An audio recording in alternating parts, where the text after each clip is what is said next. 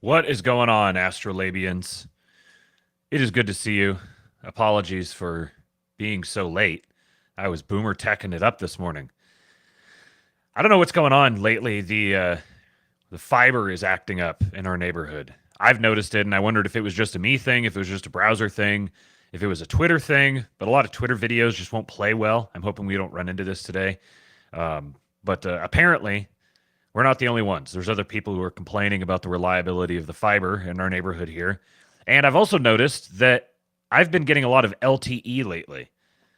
Like the 5G network is unstable or unreliable or something along those lines. Screwed Up Rebellion says his fiber's been acting up too. So there's something out there going on. I don't know if this is just lack of infrastructure, if this is cyber attacks. There's something going on. But even the cyber attacks aren't going to keep me away from you guys. Happy Monday. It's good to see you guys. Do me a favor and hit the like button on your way in. I see my beloved sweet mother-in-law is in the chat. What is up, Rhonda Bolin? It's good to see you. Got a whole bunch of stuff for you guys today, and it's kind of funny. I spent a while this morning just scrolling through, looking for any updated, interesting stories, any like stuff that's dropped in the last 12 hours, that sort of thing. Try to stay cutting edge. And there's just nothing, really. I mean, there's definitely stuff going on. There's the whole Diddy thing. There's RFK and his, apparently, some crazy journalist, Olivia Nuzzi, has the hots for him and has humiliated herself. But those things I'm kind of like, I don't have anything unique to add to the conversation, and it's kind of salacious. And I don't want the Astrolabe to be something that's just trafficking in salacious content on the regular. I want some good stuff. And so I came and I sat down and I decided to just go back through the bookmarks and see what I had in there. And it turns out that past me had future me in mind. There were so many good bookmarks, so many good things that I'd already put away that I was like, man, I could do more than one story, more than one show out of all this stuff. So this keeps happening to me every time I think, okay, what is there to talk about today? Is there even anything? Is it worth doing a show today? Then little do I know, there's so much good stuff to discuss. So I've got some white pilling, electoral polling updates, some interesting news on that front. Got some good clips of Tucker Carlson. One from two clips are going to be of Jesse Kelly talking to Tucker Carlson. And then I've got an interesting video of Tucker caught out in the wild that dropped that I remember seeing this a couple years ago. So it's an older video, but it's very good.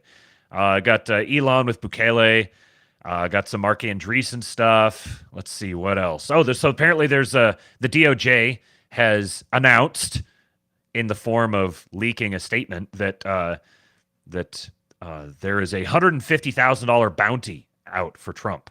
So we're going to talk about that. And then maybe the biggest news that nobody really seems to be talking about is the possibility that there was a coup. There's a sort of coup happening from the Pentagon to the White House and the State Department. So I got a little bit of stuff on that. But as always, we're going to start off with the lighthearted, fun stuff. This one here is a video that I've had sitting in the hopper for a little while because it's just, I don't know, it's not directly applicable to the audience, but it's just too good. So I decided to rock and roll with it. Oh, Google Chrome is requesting to bypass the system private window picker and directly access your screen and audio. This will allow Google Chrome to record your screen and system audio, including personal or sensitive information that may be visible or audible. Well, I don't really believe in privacy, and I believe in doing a show, and doing a show involves granting access. So we are going to grant access. So this is what every Taylor Swift song sounds like to me. Summer, it was perfect, it was you and me, hand in hand like slow motion in the movies. I braid my hair just because I can. We stay up late and throw glitter in the air. Let's dance in the sun, 'cause we're wild and we're free. Dance in the moonlight while kissing in the ocean. I can see you in my dreams. Let's go get some ice cream and we'll stay up late again. Throw more glitter in the air. Okay, I'm sorry for putting you guys through that, but that is, I've never understood the Taylor Swift thing. You know, like maybe Teardrops on My Guitar when it came out, at the time that it came out, it was like, oh, look at this cute young white chick being very Americana. Oh, that's fun. But ever since then, it's just gotten worse and worse. Like, she's not even a good performer. She's genuinely not a good singer. She's like the most AstroTurf thing of all time, but she's not even AstroTurfed. I know lots of people who really genuinely like her music, and I don't understand it. Even if I try to like divorce myself from all the political implications that are attendant to her and her music, and just try to be like just a normie, and I'm just going to listen to this and see if, there's some, kind of, sometimes the songs you could be like, your conscious mind is like, oh, I dislike this. This is so bad. The lyrics are terrible or whatever, but you can't help your foot, like your head bobbing, your foot tapping. She's terrible. She's so bad. If you hear her singing live, she sounds like this person. If you isolate her vocals, like this is a perfect impression of her. I don't understand it. Is this like a commentary on the state of our white girls? Are they this desperate for representative content that they're willing to subject themselves to that? I know there's way too many men that I know who are unironically into her music. And nothing could be more blackpilling. So because I had to play that for you guys, I'm going to follow it up with some stuff to get us in the right mood. Humans aren't born out of laying around on their asses.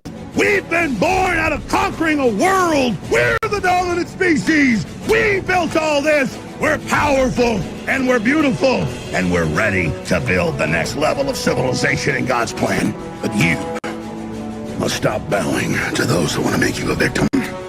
You must become the victor. If you love God and you want to build a pro-human future, then you are an enemy of the New World Order and Satanism. They want us shut down because we have the spirit. I'm jacked into the source. I know the secret, and I want to see you empowered. But you have to believe in yourself first. This is the truth, and everyone knows it. Hoorah, brother! I got another one for you. You guys getting in the mood now? Is this aligning your spirit? The New World Order is going to take everything you got. They're going to take your children's soul. Are you going to keep bowing down to these people? Everything they do is poison. Everything they do is designed to destroy you. And you got to decide, I'm not owned by the devil. I'm not owned by the New World Order. It's a pack of criminals, and everybody knows it. And that's why the enemy hates me so much. That's why they hate you so much, because they know we're real. They know we love God. They know we tell the truth. When it comes to serving evil, we don't do it. And we stand against it. What matters is your freedom.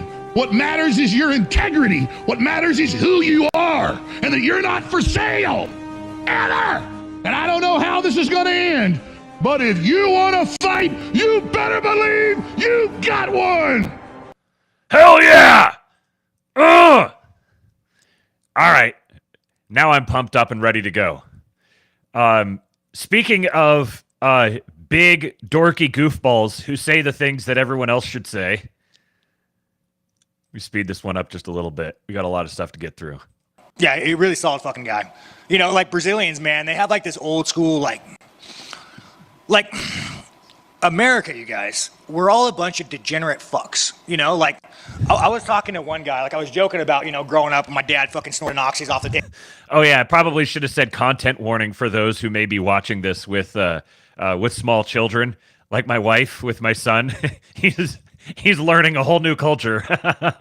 My mom trying to bang somebody, and this foreigner comes up to me, he's a UFC guy, he's like, Sean, why would you disrespect yourself like that? I'm like, dude, do you know Americans? We are so royally fucked. Like, we have so much fucking degeneracy in our, like, who we are.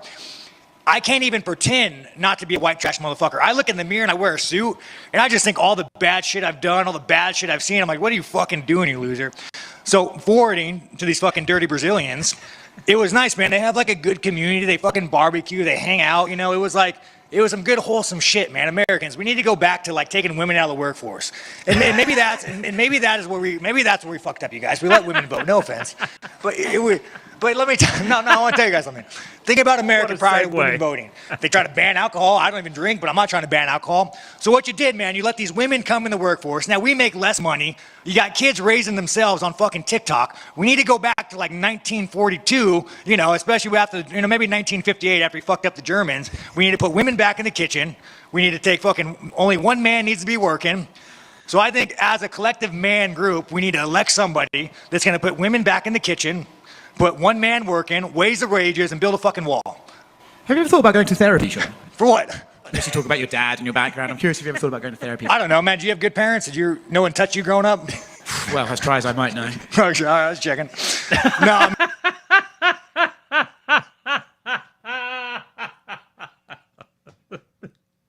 You ever think about going to therapy, Sean? For what?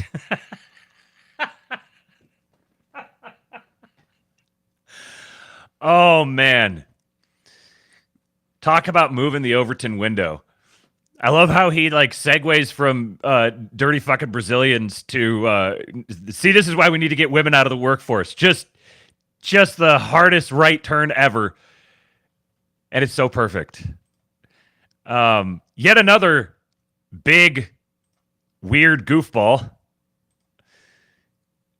This clip is striking.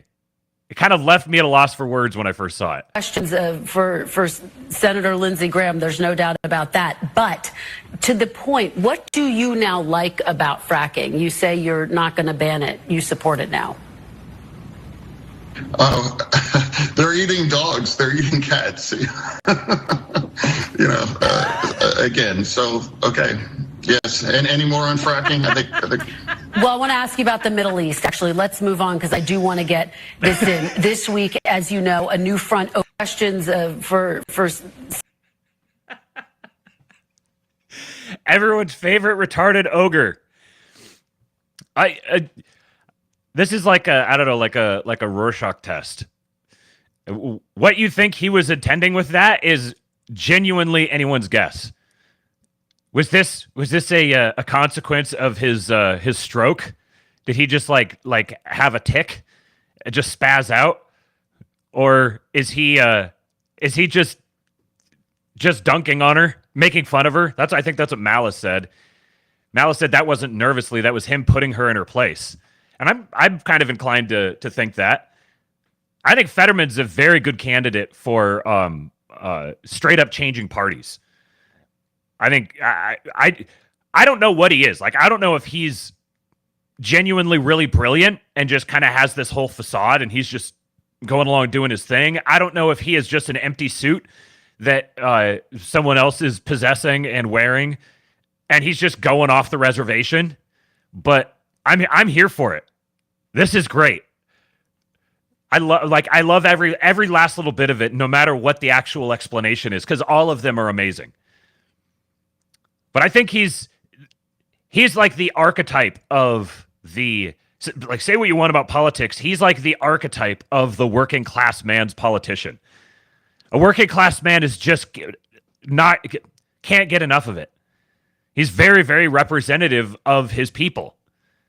So I think there's a very good chance, and even whether he's being occupied by someone else or he's actually a really clever guy himself, I think he's got there's like an undeniable pull toward switching parties, even just cynically, because of how much individual influence and sway he would have because of that. I mean, Joe Manchin, he didn't switch parties, but Joe Manchin has carved out an entire little niche, a little power block for himself, because he's the powerful Democrat who won't always play ball with the Democrats, which makes him stand out from the rest of them. There's actually a lot of power to be had, and if you can protect your position, there's a lot of power to be had in that role. So if he became the Republican who doesn't always play ball with Republicans, as the rest of the Republicans are congealing, then that would give him a lot of power as well. So I think whether he's being played by someone else or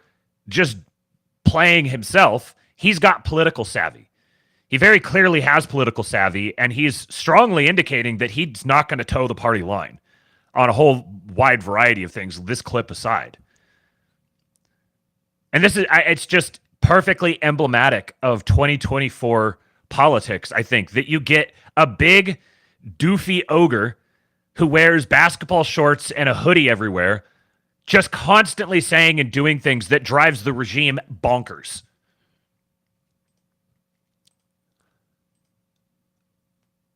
Oh, I forgot I put this clip. I forgot I put this one in here.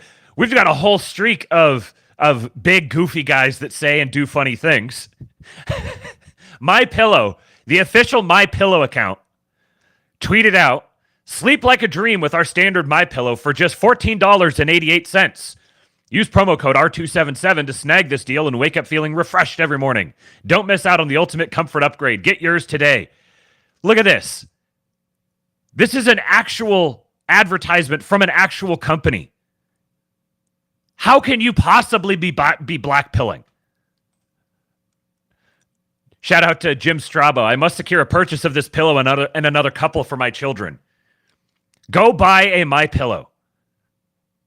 They're genuinely good pillows. They're genuinely nice. They're not my type of pillow. I don't prefer something as big as they are, but for people who do, they're very nice pillows.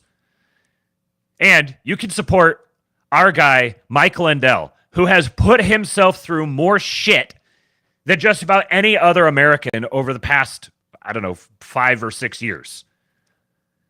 You cannot question the man's loyalty to the cause. He was a lone voice crying out in the wilderness for a long time before everyone else started catching up to him. So I don't care what else you want to say about him.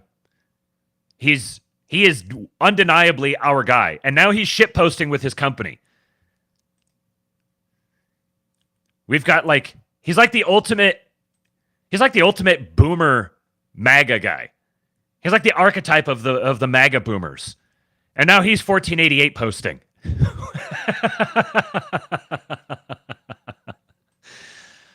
Okay, so a couple updates here on the Trump assassination, the second Trump assassination investigation. Now we need to differentiate. There's multiple Trump assassination attempts with multiple Trump assassination investigations, at least ostensibly, and we have to continually highlight the fact that there are more than one. So from Eric Doherty, we're going to get a bunch of stuff from Eric Doherty today. He says, "This is insane. Florida's attorney general says feds may block Florida from accessing evidence in the second Trump assassination attempt for an independent investigation." So he's got the link down here. We'll go straight to that. AG Moody pressures feds on cooperation in state investigation of second attempt on Trump's life. Attorney General Ashley Moody demanded the FBI and the U.S. Department of Justice clarify whether the federal government will cooperate with Florida's independent investigation of the second assassination attempt of President Donald Trump, or if they will frustrate it and prohibit the state's access to evidence. In a letter sent from Moody to the director of the FBI, Christopher Wray, and U.S. Attorney for the Southern District of Florida, Mackenzie LaPointe, she said she was surprised to hear that FBI and DOJ officials have indicated that they may not cooperate with Florida or, quote, allow the state access to evidence already collected by federal agencies. Moody also said she's heard that federal agents may view Florida's investigation as a violation of a provision in a federal law. To avoid any misunderstanding between our agents, I write to advise you that the state of Florida does not believe this provision has been properly invoked, Moody wrote. Moody wrote that, quote, given all the public scrutiny on the FBI, DOJ, and the Secret Service, one would think that having Florida conduct its own investigation alongside federal agencies would mitigate public concern regarding the credibility and reliability of these institutions and would be welcomed by the federal government. As we move forward, I expect that the state of Florida will be given access to evidence and witnesses with the level of cooperation that state and federal law enforcement consistently provide each other on matters of public safety, she wrote. Moody told the federal officials that she believes it would be a grave mistake for the federal government to invoke the provision and urged them to, quote, cooperate with the state's investigation rather than seek to frustrate it, end quote. In the meantime, however, we must advise our agents in the field and consider any available legal courses of action we may wish to take going forward, Moody wrote. The Attorney General also wrote in the letter that, quote, many Americans believe these prosecutions conducted by the federal government to be, quote, politically motivated. She said it has also, quote, come to light that FBI Special Agent in Charge Jeffrey Veltri has been assigned to investigate the second assassination attempt of the former president, and, quote, others have raised questions regarding his impartiality. Governor Ron DeSantis said the federal government is, quote, not being cooperative. with Florida's independent investigation of the second assassination attempt of Trump. On Fox News, The Ingram Angle, host Laura Ingram asked DeSantis if the feds are being cooperative with Florida's investigation and if the governor is concerned that he's not getting information needed. Quote, the answer is no, they're not being cooperative. Yes, I am concerned. I mean, for example, we were rebuffed. Our investigators were rebuffed just going to the fence line outside of Trump International Golf Club in West Palm Beach, DeSantis said.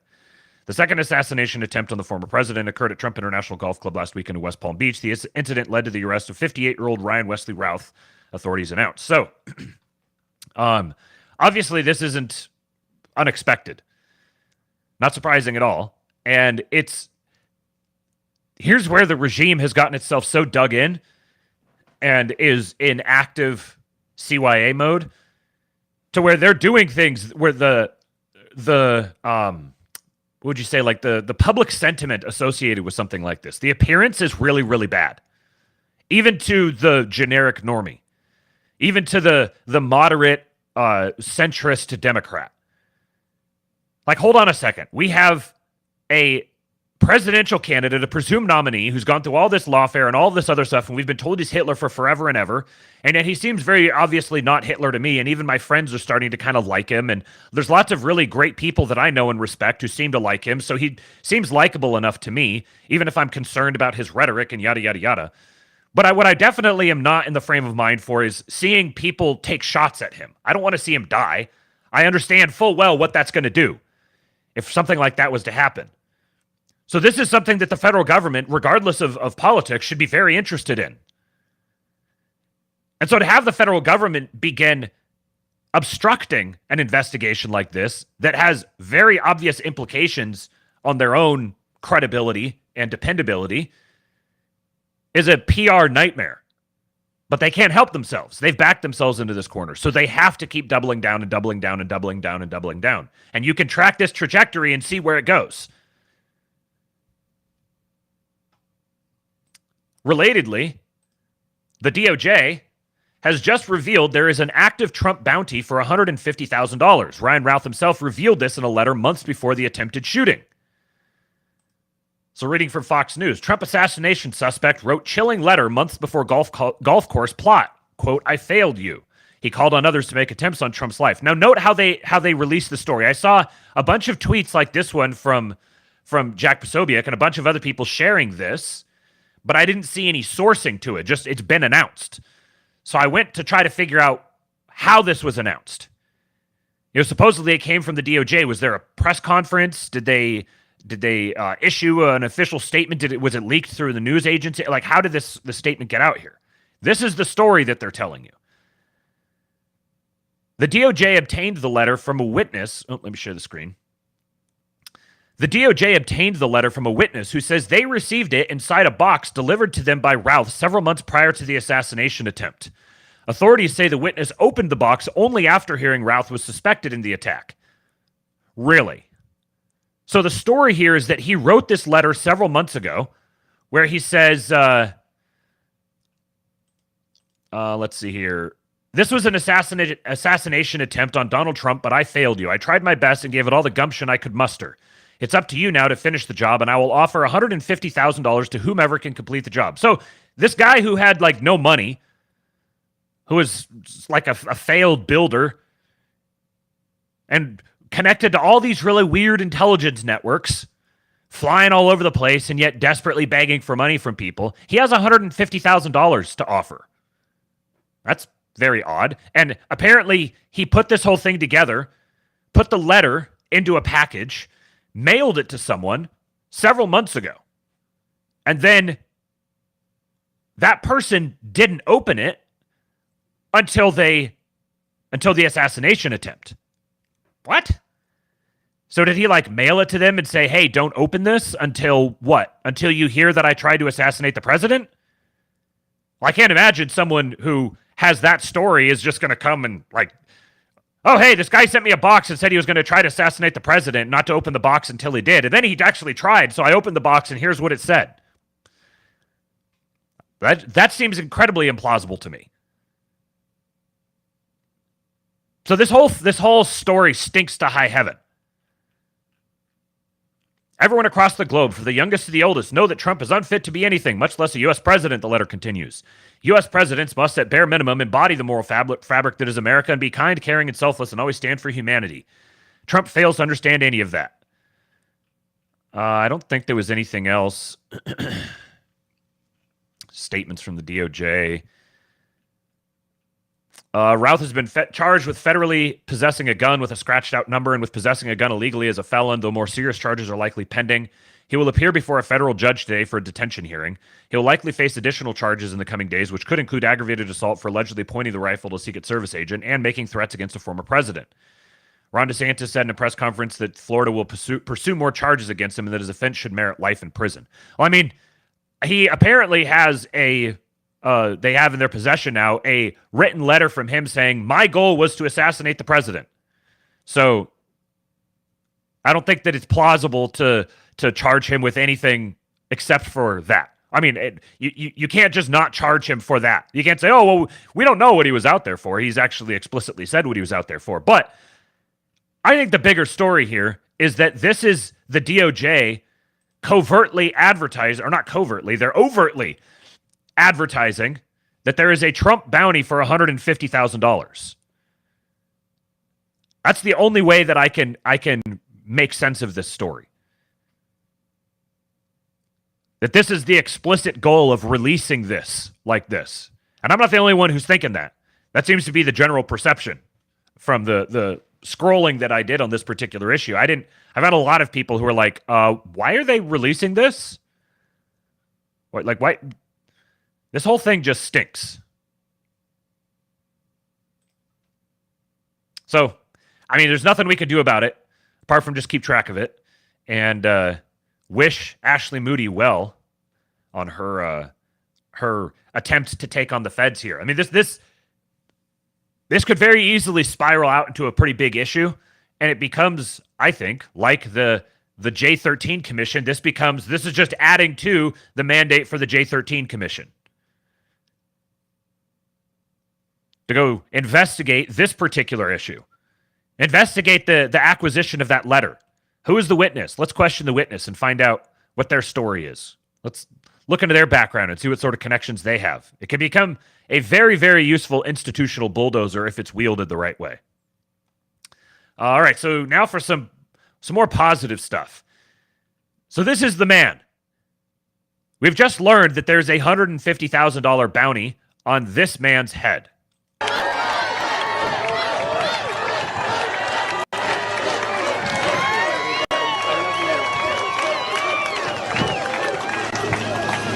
Vote for Grandpa. Oh.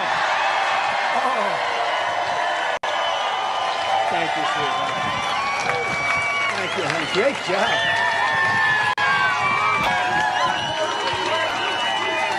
So cute. Oh, he doesn't want to get off the stage. Oh, wow. Look at that. He's got the gene. Thank you. Thank you, Luke. You know, I said, say MAGA.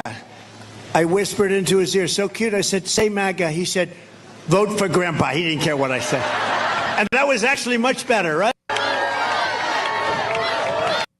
This is, to take a cynical angle on this is such good campaigning. It's so good. And you can tell this is just genuinely how he is. He is a genuinely good man. Speaking of another, I think, genuinely good man. You know, the St. Francis of Assisi said that we should turn our lives into a prayer so that we're in conscious contact with God every waking moment of the day and not just, pray by rote in the morning or at night, but to turn everything we do when we're eating, when we're exercising, when we're doing our work, and all of that should be performed as a prayer. I try to do that. I try to keep God close to me all the time and to continue to maintain that posture of surrender. And that is the challenge for all of us. How do we stay, in that posture of God's will rather than, self-will? I need to stay in conscious contact with God every moment of my day, and that's what I endeavor to do. I don't always do it perfectly, but I try every day.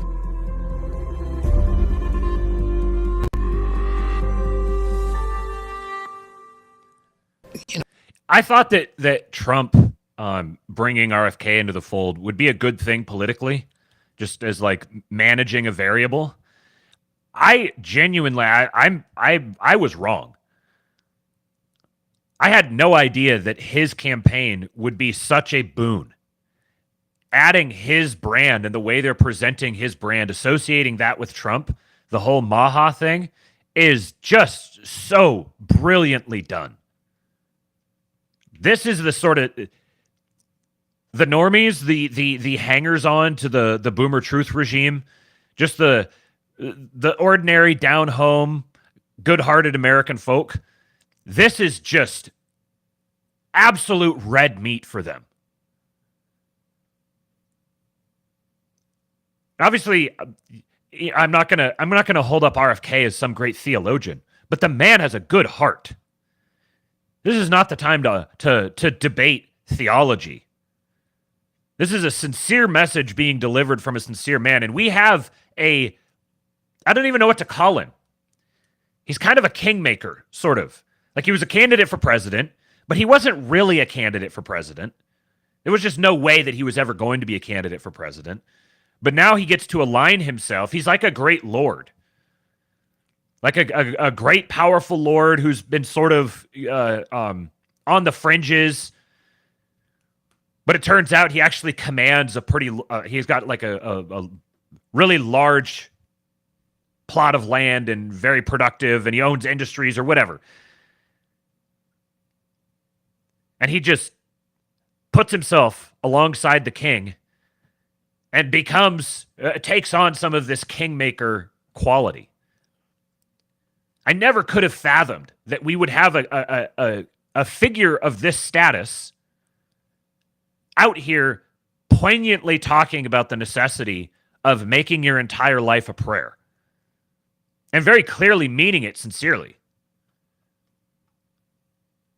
And then the way that his team put this together, takes this interview, to have him sitting down for these kinds of interviews, he delivers these sorts of sound clips in these interviews, and then his team packages it together just brilliantly and uses it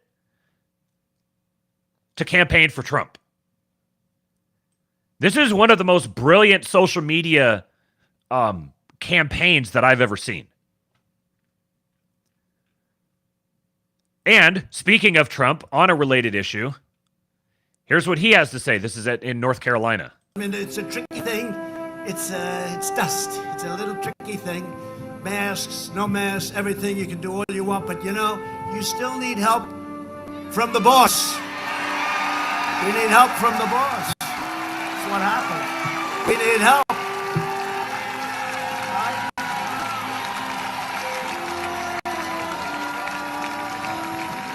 Yeah, we need help. It's all right to say. Now, they'll criticize me for that. How dare he say that? How dare he say that? No, I'll say it. I'll say it. I'll say it. Somebody said to me the other day, "You're the most famous person in the world by far." I said, "No, I'm not. No, I'm not." They said, "Yes, you are." I said, "No." They said, "Who's more famous?" I said, "Jesus Christ."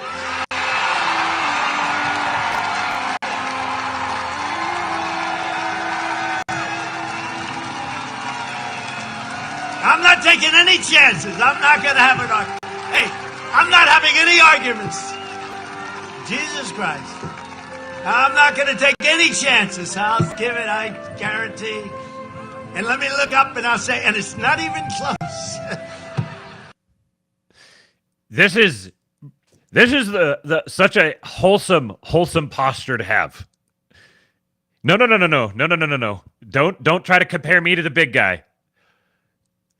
For like, normie Christianity. No. Just don't even try to compare yourself. I'm good. Yes, sir. I recognize your authority. I am not trying to compare myself to you. I will not compare myself to you. It's really, really powerful stuff. This is the campaign, the joint campaign of the incoming ruling elites. How can you possibly find it in yourself to desperately dig and scratch for a black pill. You're like a junkie. You're just fiending for the black pill. You got to get it so you can relax for just a minute. Oh, there we go. Ah, the comfortable high of the black pill. Now I don't have to do anything. Don't even have to hope. Don't have to take that risk. I can just sit back and just tingle with the black pill. You're a junkie. Knock it off. Embrace the white pill. Adding on. And on day one, we're going to declare an emergency like we did in COVID.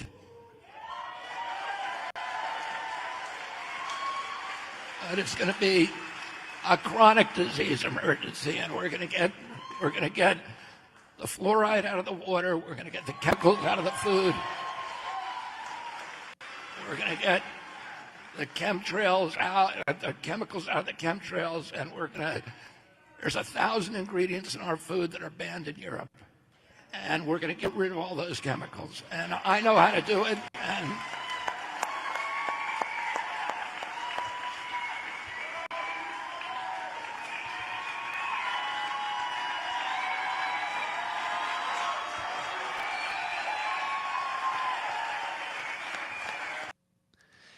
how ironic is it that the campaign, the joint campaign that's effectively, whether they fully realize it or not, effectively running to eradicate nefarious European and European proxy interest in American politics, is going to use the example of Europe in this particular issue to spearhead a campaign to clear out corruption and poison from all the health agencies. Deeply ironic. But this alone, see, here's the thing, is like this particular issue has perhaps the greatest risk-reward differential of all of them. Because it is a risk, but it's also not like the front and center thing. And it's a very effective shortcut into the soul of the regime, straight into all of the corrupt NGO networks. And if it was actually accomplished, even if you just minor moves were made in the direction of accomplishing something like this to reverse the toxicity and outright poisoning that's happening to us,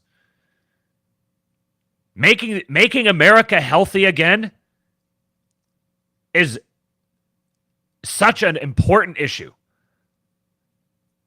I never would have come up with it. If you'd have said Maha, I would have been like, yeah, that's kind of cringe. But I'll be damned if it isn't, as I think about it more and more, just such a crucial issue where we can actually make a difference with something like this. There's like clear steps that can be taken. It's not just a super amorphous thing. And the dividends that would be wrought by sparking a return to healthful living on the local level. Like, this is something that could genuinely impact people profoundly at the local level. And it fits hand in glove with reindustrializing America, replacing the degenerate supply chains and just making good, wholesome stuff here at home. These are the sorts of opportunities that are opening up.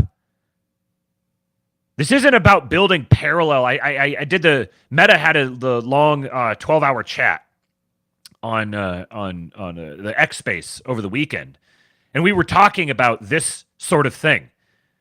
That there is no trust the plan. It's make a fucking plan. We're not trying to build parallel structures. We're not trying to build a parallel civilization. We're trying to build a superior civilization, and that superior civilization needs infrastructure. It needs infrastructure internally, spiritually, metaphysically, and it needs physical infrastructure in the actual material world.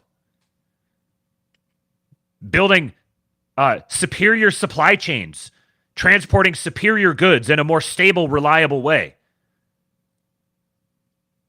There's entire industries can be completely overhauled. But in order for that to happen, you get a lot of people who might be kind of skeptical about this. Like, yeah, are they actually going to be able to do that? Is it even going to be possible or conceivable? There's going to be so many roadblocks. And then, once it's not an election year anymore, then there won't be nearly so much willpower. People will be kind of settled in for another 4 years. If you're thinking that way or talking that way, you're demonstrating your own ineptitude. Because if you think that's the case, if you truly believe that's the case, that's the thing that would be standing in the way of actually having a successful campaign against all the poison and toxicity, then you should be on the front lines, keeping the willpower amped up, actually creating businesses or companies or networks that'll form the foundation to make something like this possible. It can't be just dictated from on high and it just magically appears. If that's the approach that they're going to take, then they're going to fail. It's going to require cooperation from below to build these sorts. This is where the patronage networks come from. This might be a really good time to get into farming or starting to build up your local farmers markets. Because if you have an established farmers market, I don't know, here's a thought. Maybe there's going to be federal stipends for you to amplify the reach and the efficiency and everything of your farmers markets. So you better have a farmers market set up and ready to roll and operating and functioning, and be prepared for what you would do with that money if it came in all of a sudden. There's so many different things, I haven't even thought about this. This is just stream of consciousness. There's so many different directions that this could go, opening up entire industries. And it also means, if you have if you're aware of what the sovereign debt crisis is going to do, this is going to be over the next, 18 months probably, is going to be really, really rough. It's going to dwarf the economic impact of COVID or of 2008 or any major recession we've had in recent years is going to be dwarfed by what's coming. But the flip side of that is that even in a collapse, even in a massive economic crisis, there are people building things and growing in success because that's the thing that pulls you out of the crisis. So every time there's a massive collapse, a massive recession, a depression, that in hindsight becomes the years or the decades that define the wealth and growth of other people. So some people are collapsing, other people are growing because all of those assets, all those resources are going somewhere. So the person who's properly positioned, person who's properly positioned, a depression, an economic crisis is a sale on assets. This is like sale time.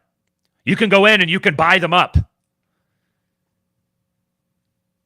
This could be something that's done by individuals who are wealthy or by communities who collectivize together to form entities where they can pool resources and actually buy up some of these things. A great privatization, you might say. That's what's going to take us out of this incoming economic crisis, is a great privatization of civilization. Public society, private civilization.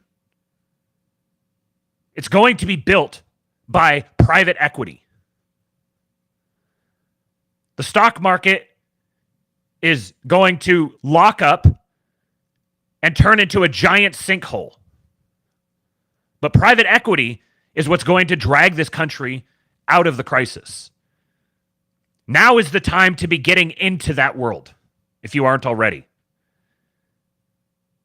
Be prepared to be able to for the greatest sale on assets that you've ever seen. That really sucks for the seller, but it's really good for the buyer. We're about to get a buyer's market on like every major asset in the country. Are you prepared to take advantage of that? Got a super chat here from Borp.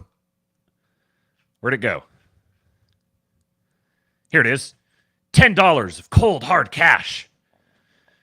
He says, been listening for about a month now, and this is by far my new favorite podcast. Perfect blend of news, politics, and culture. Wanted to say thanks and keep doing what you're doing. Well, thank you, man. I appreciate that. I'm glad that people enjoy it because it's a lot of fun to do. It's a lot of work, but it's a lot of fun. I really enjoy doing it. It does make it even better when you guys can support. So very much appreciated the super chat. If you guys want to send a super chat, you can. You can become a channel member for $5. Become a member of the King Pilled. You can also join the King Pilled Discord. This is the purpose of the King Pilled Discord, is to form a network of people who are closely affiliated with one another. They have trust because they've been connected for a long time. We talk in the voice chats. We hear each other's voices. You develop an understanding of their personality, where they are, what they're doing. Swapping secrets with homesteading or job searching, or we've got a nerd channel in there for all of our programmers, all the nerds.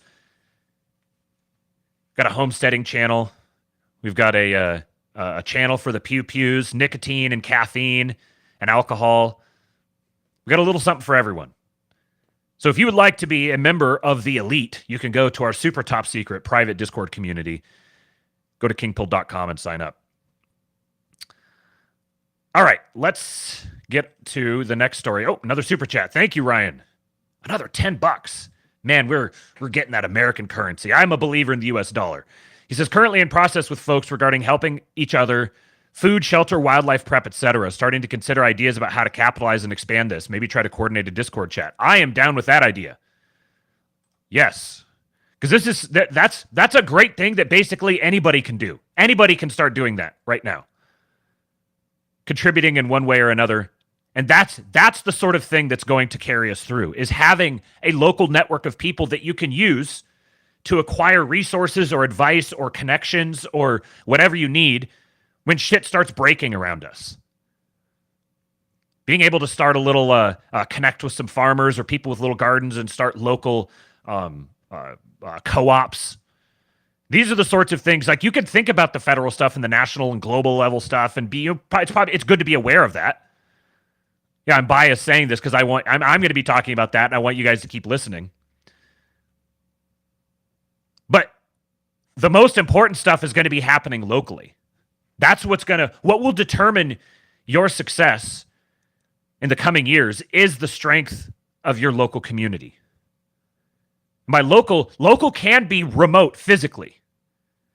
This is part of the new world that we're moving into, is we have this digital space we've barely tapped into its potential. And it's going to change the way that that we relate to the physical world. And I don't even have a clue what it's going to look like.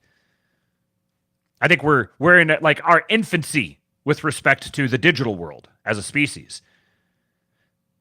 So local doesn't just mean geographically local, although you would probably want to weight heavily on that side. It also means the number of people you know, or you're on a regular communication base with, that you can trust.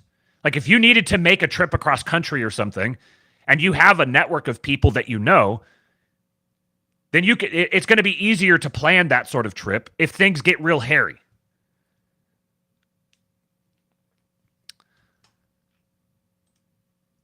Ryan Isaac says, Priest here was like, this is not prepper stuff. This is how we do care for each other in the community, even if small systems break down. Yes.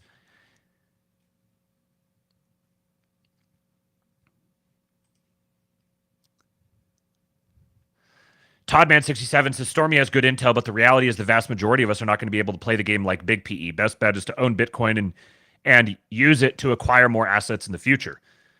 I don't think these things are mutually exclusive. Like being able to, private equity does include the big players and the small players. So private equity can be 50 grand that you can use to acquire something that you can monetize, whether it's acquiring a business or acquiring the assets of a business to begin using yourself, or acquiring property that you can monetize in various different ways. Like that sort of thing matters just as much as the the big guys spending trillions acquiring major industrial pieces. Both of those things can happen in concert with one another, and in fact, it's even more efficient when that's happening. All right, so let's get some polling updates here. Leading report says breaking: Trump only trails Harris by 12 points in New York, a state Biden won by 23%, according to a new Siena College poll. Now, so a Siena College poll, they're going to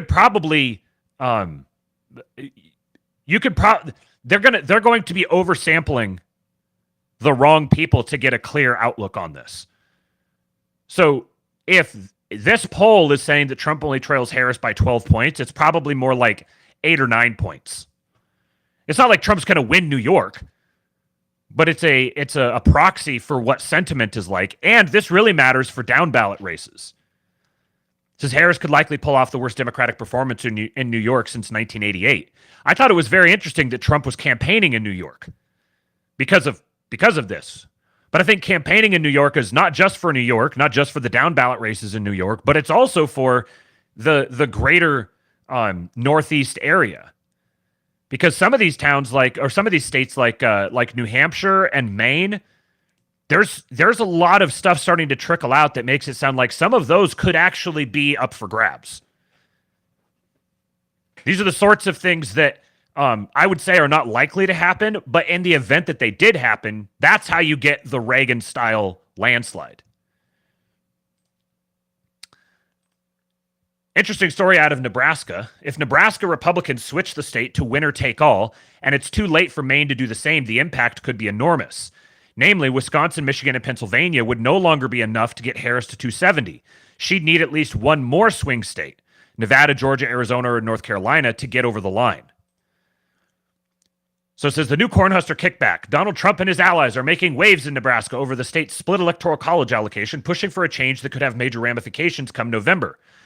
Republicans pushed to alter the state's allotment to a winner-take-all format first cropped up back in the spring when Governor Jim Pillen said he would call a special session if GOP state lawmakers could find the requisite votes to pass the change.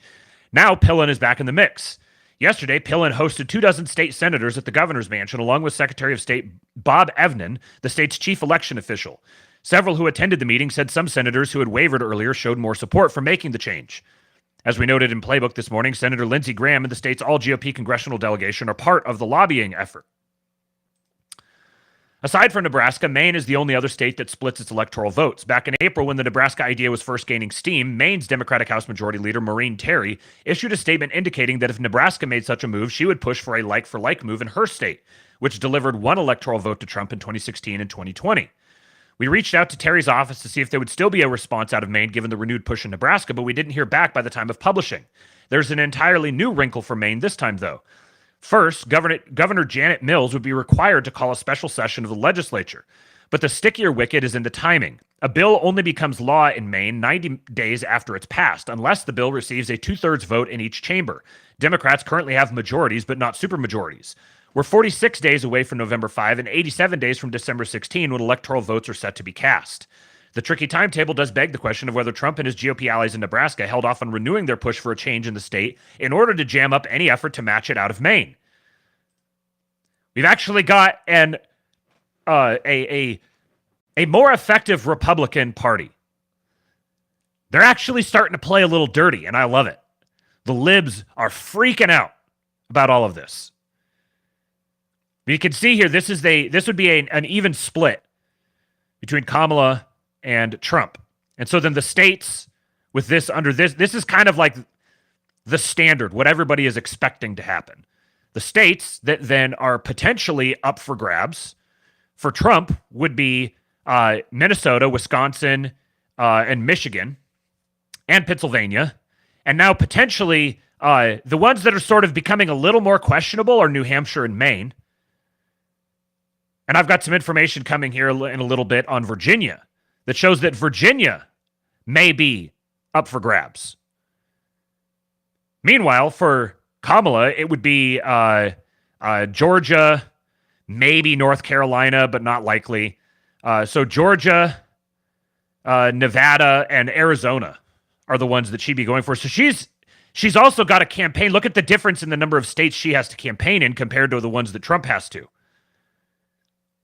So there's a lot of stuff coming out showing Kamala's numbers weakening significantly in the three big swing states up here, Michigan, Wisconsin, and Minnesota. And each of those indicators are kind of cross indicators for each other. The weaker that she does in any of these Minnesota, Wisconsin, Michigan, Pennsylvania states, the worse she's going to do in the other ones. So, is that all I had on this one? Yeah, okay. So here's some on Virginia. Rich Barris from Eric Doherty, he says, Barris said, Governor Glenn Youngkin has been going around legitimately telling everybody that Virginia is in play for Trump. And Mr. Grove says, I never considered Youngkin particularly ideologically reliable, but I think it's significant that now he's behind Trump. His message is, I can help you get this thing that would be tough to get on your own, rather than if you don't give me what I want, I will try to make you lose. This is another steady drumbeat. Patronage networks.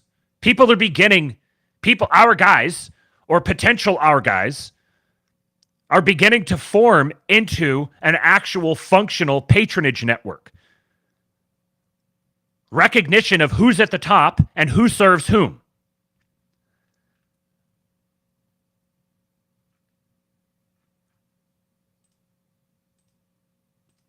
So pro-Trump Virginia counties see a 19-point enthusiasm advantage over Democratic-leaning counties compared to 2020 for the first day of early voting. This includes the 17 largest counties in Virginia, Fairfax, Virginia Beach, and Loudoun included. An early sign? Credit to Win with JMC for aggregating this data and making the comparisons to 2020. So day one of Virginia early voting shows 19-point turnout discrepancy in favor of GOP-leaning counties. Comparison to the same point in 2020 shows a higher GOP-leaning county enthusiasm jump than blue-leaning areas across the largest 17 Virginia counties. And this kind of keeps with the broader drumbeat is, which is that voter enthusiasm for the Democrats is really, really low. Even if there isn't Democrats converting to like voting Republican, there is some of that, but by and large, there's like depressed turnout. There's so many numbers that are beginning to indicate this. From the mail-in ballots requested, the number of people who've been cleared off of voter rolls. There's a lot of things. And again, none of these things are determinative. You can't say, oh, because of all of this, therefore it's in the bag. Because there's the genuine risk of plenty of people who would ostensibly vote for Trump who are like, oh, he's got it in the bag, I don't need to. And you get enough of those, and then it can actually threaten his ability to overcome that depressed turnout. And then, of course, there's all the fortification efforts. I'm still on the track that I think that this is going to the courts. I think that it's going to be divided in the courts. And in fact, I probably think that even more. Some of this is just defense against getting too optimistic. But I don't see sufficient people rolling over and just accepting it for it not to turn into some sort of legal battle. I don't see them just conceding, even if it's overwhelmingly dominant. So here's some of the actual data here. So he says, this time I chose 17 of the larger jurisdictions, which in the aggregate voted 55-43 for Joe Biden. While there were occasional anomalies, like the quadrupling of EVing in Fairfax County and Chesapeake being down 58%, this is the summary.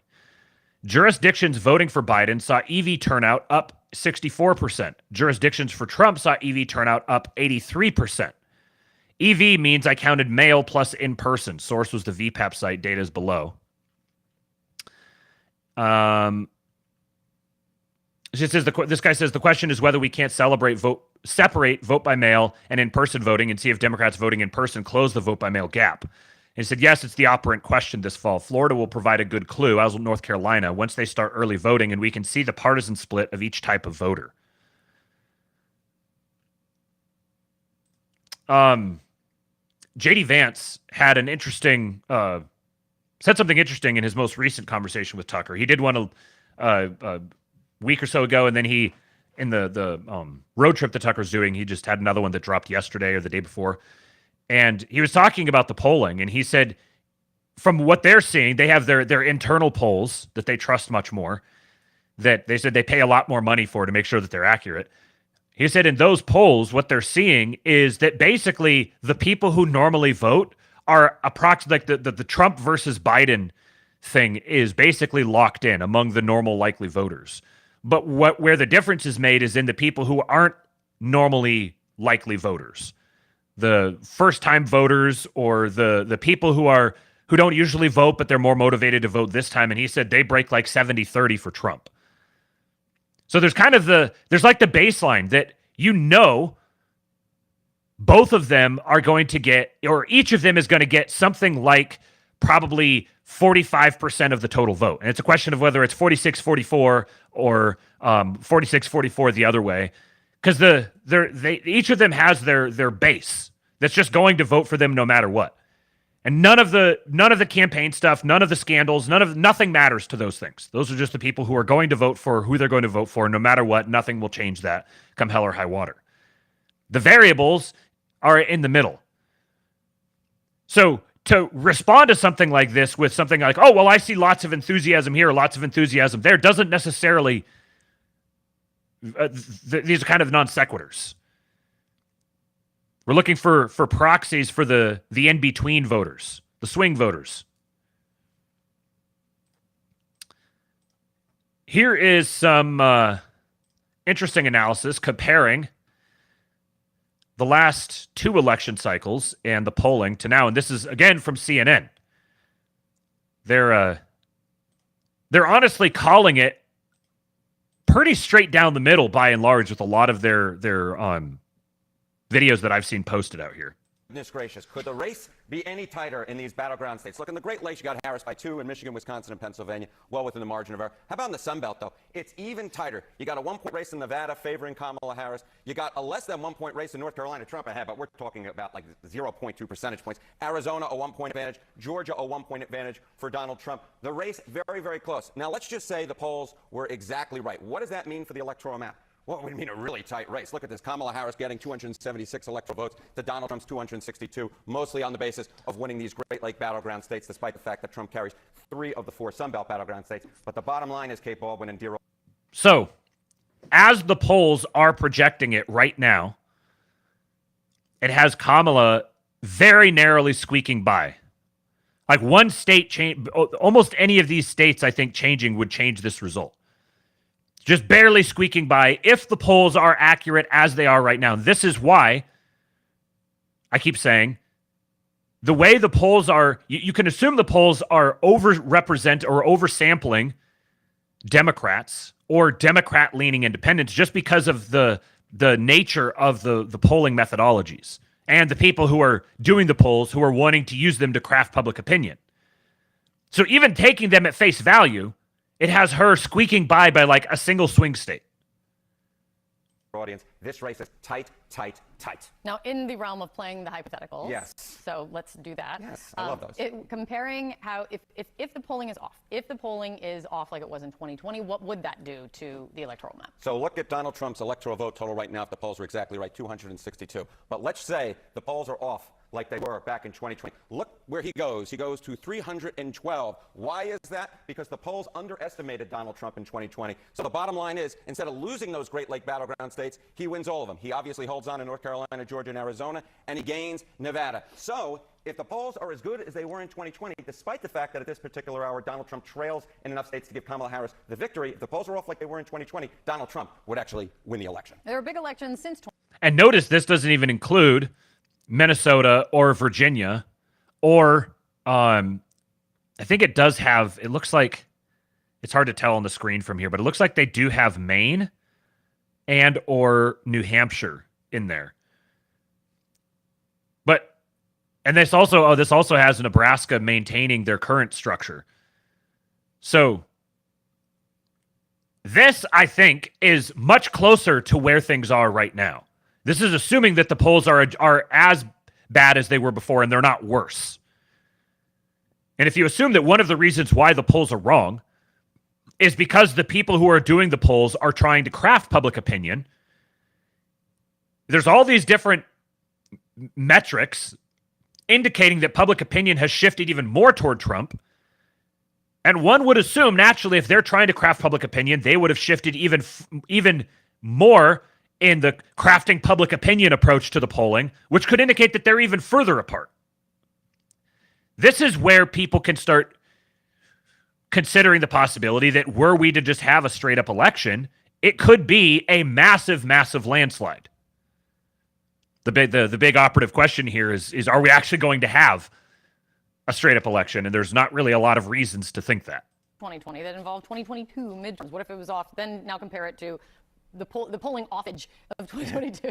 Look, I think a lot of people are focusing on the 2020 polling and believing, oh, the polls always underestimate Republicans. Not always, because look at what happens if the polls are off like they were in 2022. Well, Kamala Harris goes from losing that election to winning it with 319 electoral votes. Why? Because the polls underestimated Democrats in 2022. So Kamala Harris gets back all of these Great Lake battleground states, but she adds to her column North Carolina, Georgia, Arizona, and Nevada. So the bottom line is this race is way too close to call, and the past elections show us it's way too close to call because polls are a tool. They are not Nostradamus.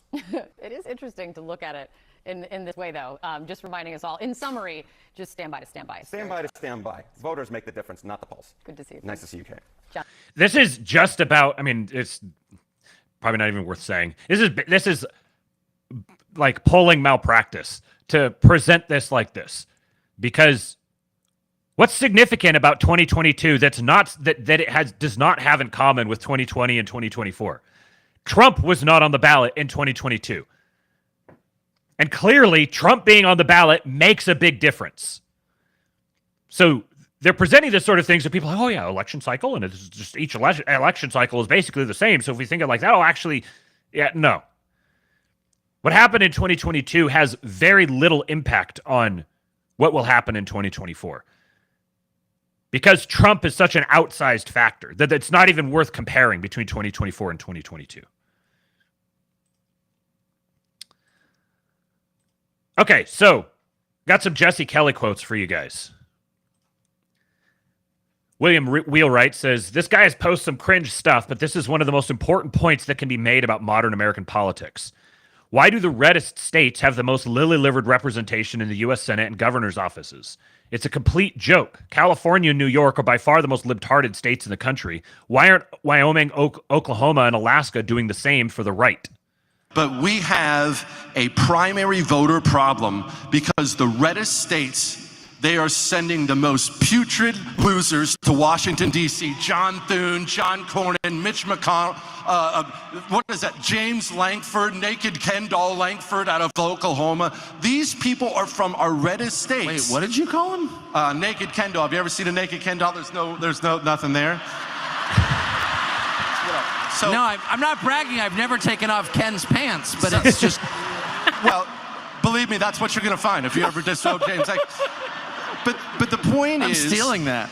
The point is, we have this red state, and because it is red, look, I moved here on purpose. My wife and I, we had 2 kids. I moved here without a job because I love Texas people so much, because that's what we do.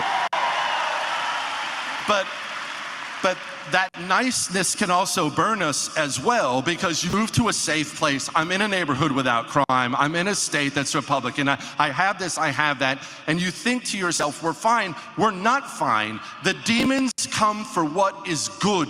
What is good. It's not an accident. If you've ever sat at home and you watched any of this child tranny stuff or anything like that before, and if you ever said something to yourself like, why the kids? Why can't they just leave the kids alone? People love saying that on the right. I don't understand why they can't leave the kids alone. The kids are where they went first, because the kids are the most good, because the kids are the most innocent. They're not going to come after me. I'm a horrible human being. The kids are the most innocent, and so that's why they went after them. Whatever is good, whatever is right, that's what the devil goes after first. And if you think your state of Texas is safe, it's the most unsafe, because these people look at you and your family and your values and your guns, and it's a reminder of everything they're not, and it's a reminder of everything that can stop them. So we're not safe, and we have to start getting more involved locally and in primaries. It is a disgrace that John Cornyn is a senator from this state. That should never happen again. Disgrace.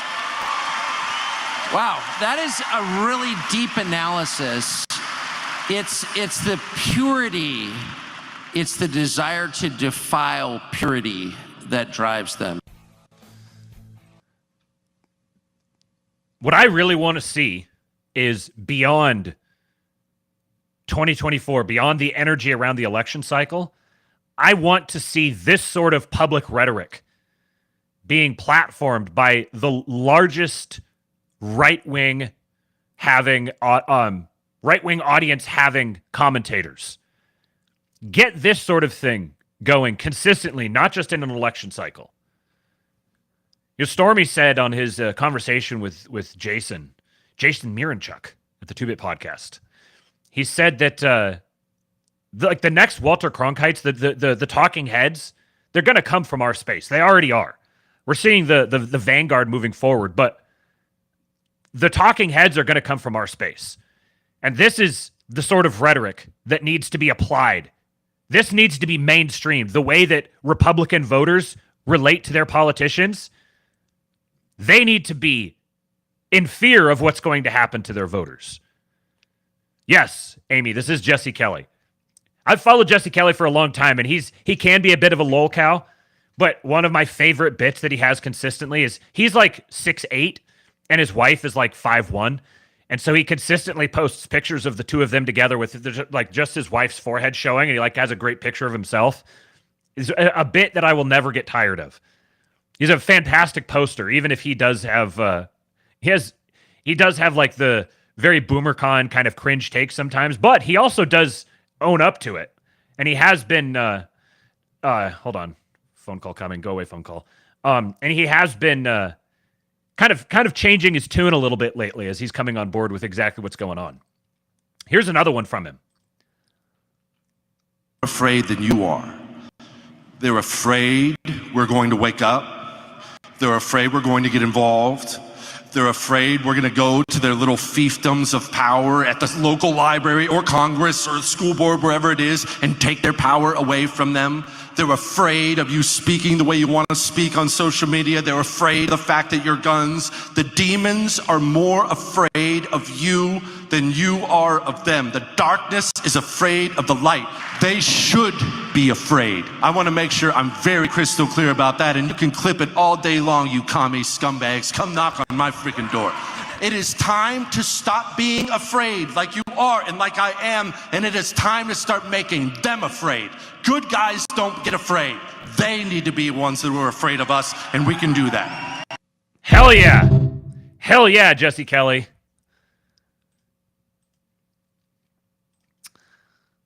Okay, let's see. What do I got here next? So, speaking of our grillionaires, let me dig down into this here to see where the story begins. All right. Quote from Trump.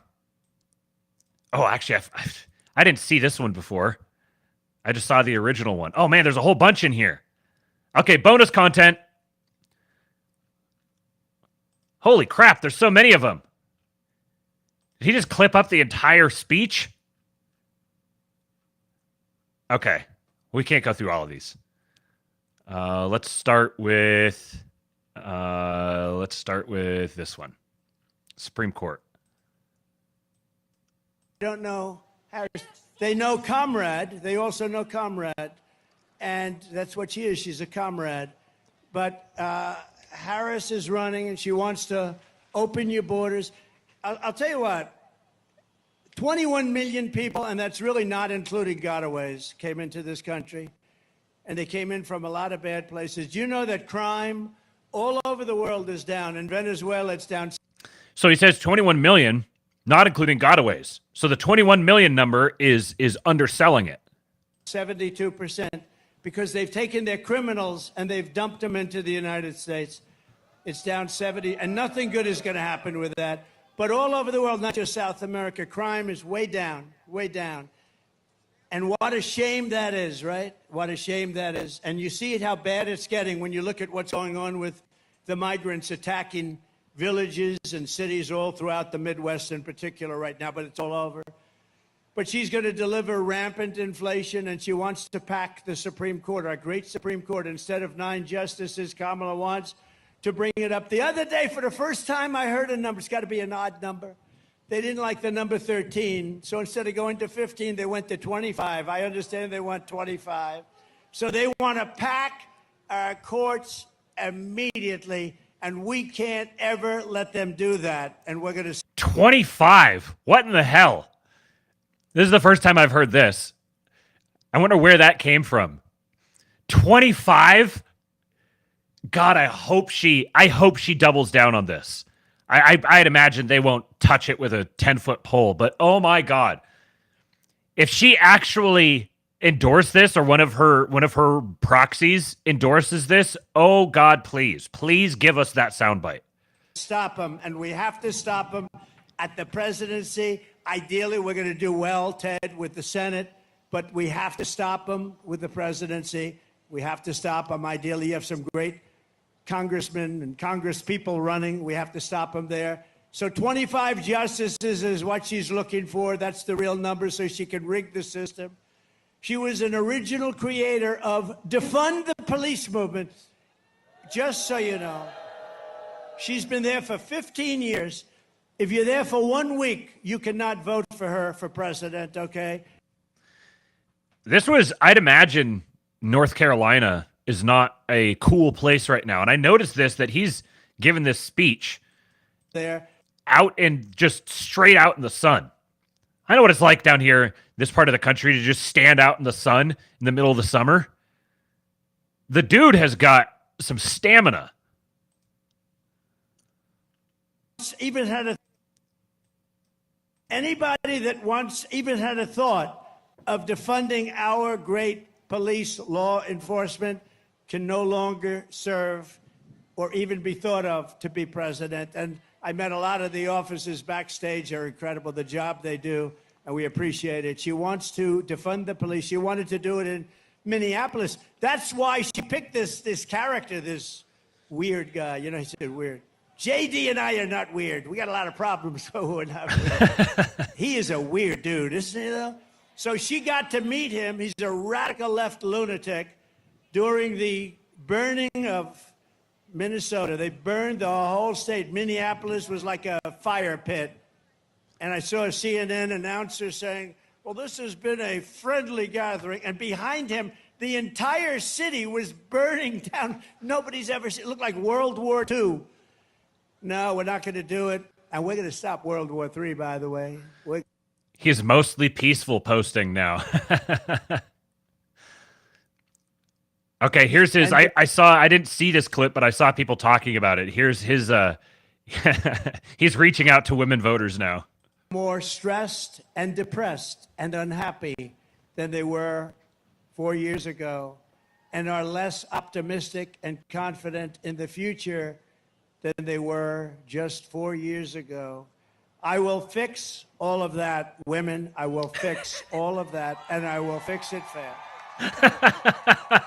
And at long last, this national nightmare that we're going through will be over.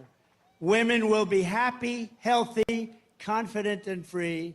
You will no longer be thinking about abortion because it is now where it always had to be, with the states and with the vote of the people. The people are now voting, and many of those votes are far more liberal than we thought. But every legal scholar, every Republican and Democrat for years didn't want it in federal. They wanted it in the states, and a vote of the people. And that's what's happening right now. And with the powerful exceptions like those that Ronald Reagan insisted on. Ronald Reagan insisted on the exceptions for rape, incest, and life of the mother, but not allowing for Democrat-demanded late-term abortion in the 7th, 8th, and 9th month, or even execution of a baby after birth, which is what they want. I asked her about it during the debate, and she didn't want to answer it. I said, are you willing to have an abortion on a woman in the 9th month? And she didn't want to answer. The answer is yes. And think of it, even after birth. It's called execution. I will protect women at a level never seen before. They will finally be healthy, hopeful, safe, and secure. Their lives will be happy, beautiful, and their lives will be great again. So women, we love you. We're going to take care of you. Thank you.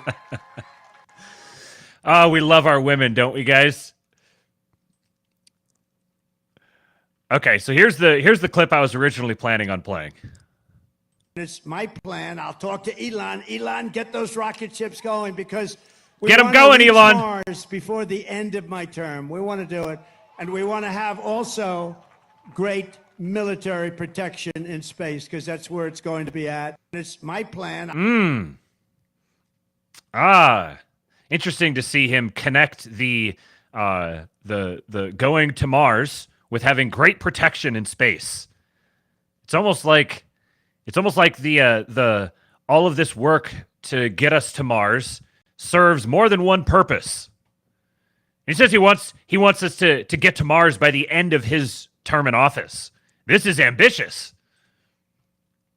So Ben Sharp says rushing a Mars mission like this is a good way to get astronauts killed. This dude needs his head in a toilet.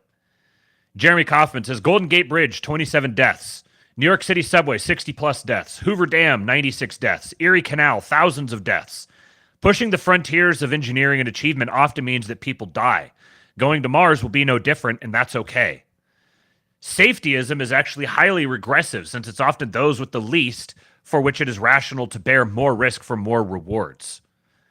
And signal boosted by Mark Andreessen. He says safetyism is the elite program to reduce everyone else to bare life. We have a philosopher billionaire here. This is a screenshot. He says Italian philosopher Giorgio Agamben, his concept for life that has been exposed to what he terms the structure of exception that constitutes contemporary biopower. The term originates in Agamben's observation that the ancient Greeks had two different words for what in contemporary European languages is simply referred to as life. Bios, the form or manner in which life is lived, and zoe, the biological fact of life. So it's kind of like it's like static life versus active life. The mere fact that life is there, and then there's the actual living out of life. There's kind of a similar thing here between the when it says man was made in the image and likeness of God. There's kind of a similar distinction made in that.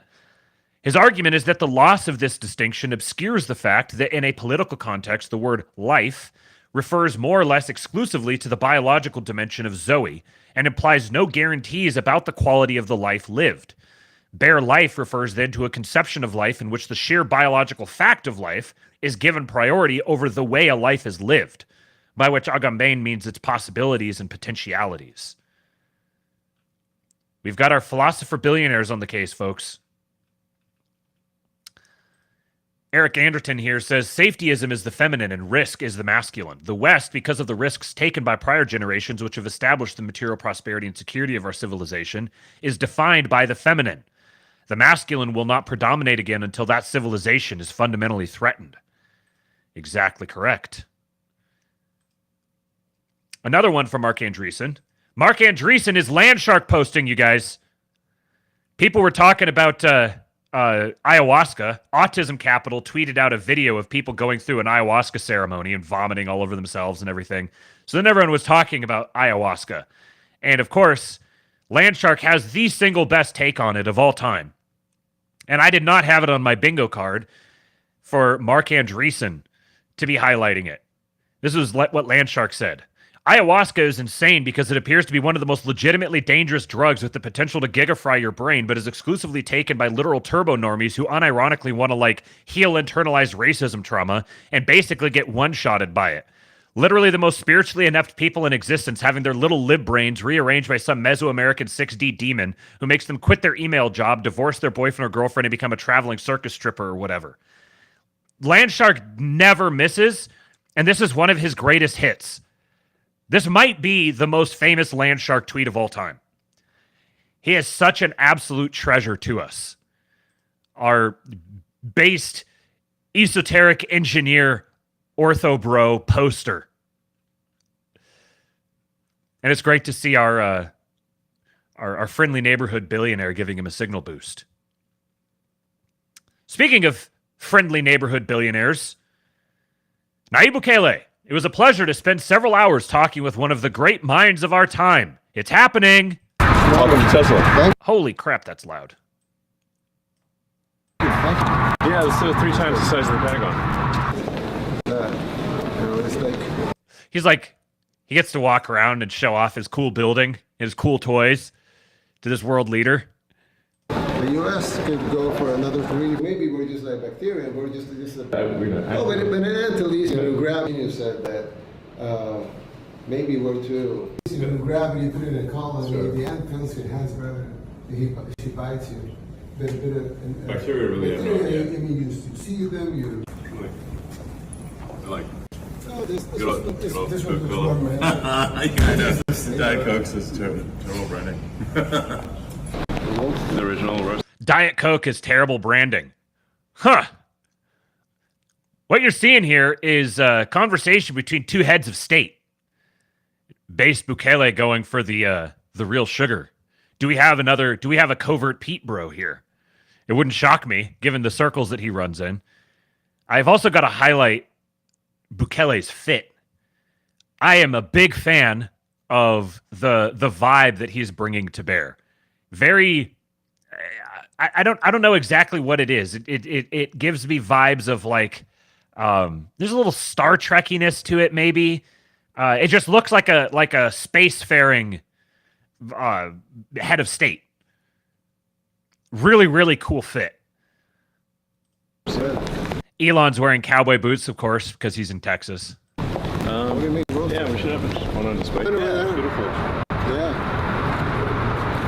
All right. Again, It was an honor. Welcome to Tesla. Look at Elon's gigantic frickin' boots. An honor. He's such a delightful goofball. Oh, man. Javier says, so, Cybertrucks with miniguns arriving in El Salvador when? Uh-huh. 21st century enlightened monarch drip. Hell yeah. Was there anything else with this? Oh, yeah, Elon says we should live stream our next conversation. I think people would enjoy hearing it. And Bukele quote tweeted that and said, he was like, yeah, people definitely would. We should do that. So I'm looking forward to Elon and Bukele doing their X space. It's going to be really, really good.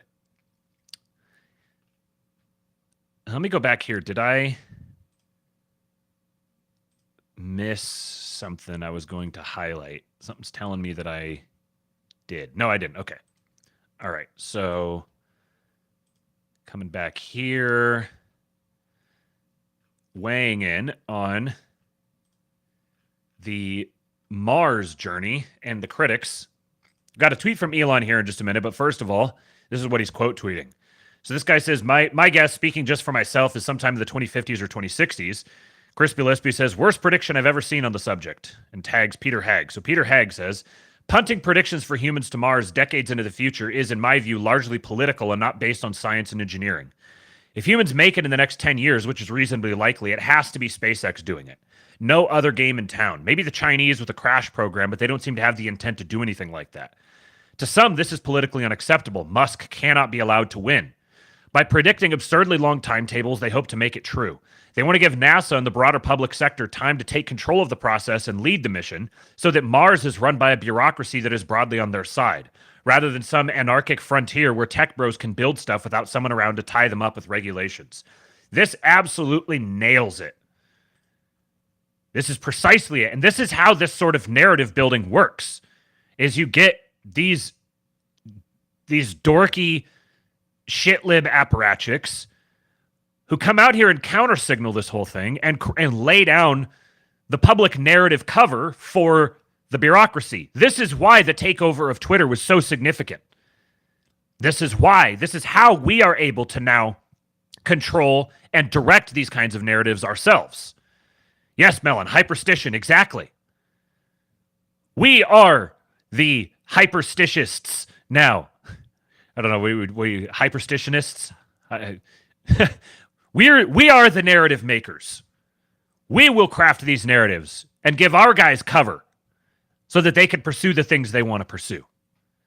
Because ultimately, someone like this Paul Byrne guy and all of his compatriots who are constantly counter-signaling any sort of great risk-taking, pro-civilization type of effort, these are anti-human people. I don't care what their motivations are.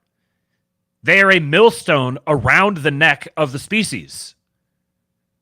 Overly risk-averse to the point of outright corruption and undermining the great projects of humanity. This is part of how humanity exists in the image and likeness of God. By building great things. There's a trap in that, of course. Like, this is the great story of humanity, is that we are made to build great things, but the trap of building great things is you could very easily be pulled into the belief that because we build great things, it makes us great. We have become gods. This is the Promethean myth that God doesn't want you to build anything great. No, he does. This is what it means to exercise dominion over the earth. This is part of our creative potential as humans, but that potential has to be nested within the context of our relationship to God, recognizing that we are created beings who exist to build great things, to bring glory to God, to point to him in the things that we build, and not to confuse ourselves as, or not to mistake ourselves as the great ones. The great things we do because they're manifestations of God's greatness. So Elon replies to this. He says, SpaceX plans to launch about 5 uncrewed starships to Mars in 2 years. If those all land safely, then crewed missions are possible in 4 years. If we encounter challenges, then the crewed missions will be postponed another 2 years. It is only possible to travel from Earth to Mars every 2 years when the planets are aligned. This increases the difficulty of the task, but also serves to immunize Mars from many catastrophic events on Earth. No matter what happens with landing success, SpaceX will increase the number of spaceships traveling to Mars exponentially with every transit opportunity. We want to enable anyone who wants to be a space traveler to go to Mars. That means you or your family or friends, anyone who dreams of great adventure. This is the new frontier. And having a frontier like this is a great, has the potential to be a great catalyst, or it's like the opposite of catalyst. Like a thing that diffuses tensions within the homeland, because you export those tensions elsewhere. There's a frontier for people to go out and explore as like a pressure relief valve. Men need frontiers to explore. This is part of the reason why the end of history arrives and men lose all purpose and meaning in their lives, because there's no new frontiers to explore. But now we have both the digital frontier, that people are beginning to realize that there's much more to be uncovered than we've initially believed. We're nowhere near full digital exploration. But then Mars or the moon or places off the planet can also function in this sort of mythological way to create a new frontier, a new place for men to pursue great things, attempt massive projects, to channel the creative spirit of mankind into doing great things. This is an unambiguously good thing. And it's a sign of a distinctly anti-human spirit to try to drown this sort of thing in safetyism. Eventually, there will be thousands of starships going to Mars, and it will be a glorious sight to see. Can you imagine? Wow. The fundamental existential question is whether humanity becomes sustainably multiplanetary before something happens on Earth to prevent that. For example, nuclear war, a super virus, or population collapse that weakens civilization to the point where it loses the ability to send supply ships to Mars. And you can think of this in terms of like going to the new world. You had the old world, all sorts of strife and political conflict and religious conflict. And the new world became a pressure release valve for that. So all the most ambitious and rowdy people went out and explored this new frontier. Now imagine disabling that, not being able, having the old world not be able to export its craziness. By craziness, I don't just mean like degeneracy or chaos, but like the really rowdy, feisty people who just can't function in a normal, safe, long-housed world. They want to go out and break things and take risks. That's what space is doing for us now. It's serving as the new world. But imagine if something happened within the old world that prevented people from even having the infrastructure to go encounter the new world.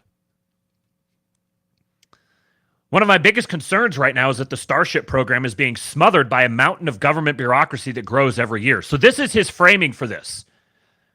When he starts talking about his concern about a mountain of government bureaucracy, it's within the context that he believes whether or not we can go to Mars within the next decade is an existential, civilizational, human problem. This represents the context, the subtext here is that the government bureaucracy is not just an annoyance. It's not just bad. It's not just corrupt. It's something that's threatening, existentially threatening the survival of the human species in his mind. One of my biggest concerns, I just read that, this stifling red tape is affecting all large projects in America, which is why, for example, California has spent approximately $7 billion and several years on a high-speed rail, but only has a 1,600-foot section of concrete to show for it. While I have many concerns about a potential Kamala regime, my absolute showstopper is that the bureaucracy currently choking America to death is guaranteed to grow under a Democratic Party administration. This would destroy the Mars program and doom humanity. It cannot happen. Your help would be much appreciated. This is a fork, maybe the fork in the road of human destiny. Could he be any more clear about how he sees this? And about how the people who are aligned with him, affiliated with him, through their alignment and affiliation with him, how they see it? This, incidentally, is why my prediction, and I'll keep saying it until it's no longer my prediction, is that this is going to end up in the courts and that Trump is going to succeed in the courts. Because for all of this, Elon and the people for whom he serves as a model or a proxy, while they see it as an existential issue, their instinct is going to be, and I don't think this is inappropriate, their instinct is going to be, we need to challenge this as if it's an existential issue, but we have to do it the right way so that there is no appearance of impropriety, because that becomes a weakness for us. We have to go the long way. We have to do it, but we have to do it. This has to happen. There is no just like, oh man, I guess we just gotta sit back and just accept the results as they are and just doom humanity to destruction. So this is not just like a personal, like their lives are personally at risk. They see this as humanity is at risk, and I don't think that they're wrong. Interesting background on Elon. Elon Musk's grandfather, Joshua Haldeman, was arrested in Canada in 1940 for being a leader of the fascist movement Technocracy Inc. that wanted to make technocrats dictators of society. In SEC filings, Musk is listed as Technoking of Tesla. Remarkably based. In Science We Trust, back in the first half of the 20th century, a group called Technocracy Incorporated wanted to recognize society by putting scientists in charge. The movement flamed out, but its underlying message still appeals to many in Silicon Valley. Now, scientists in the first half of the 20th century mean something very different than scientists does today.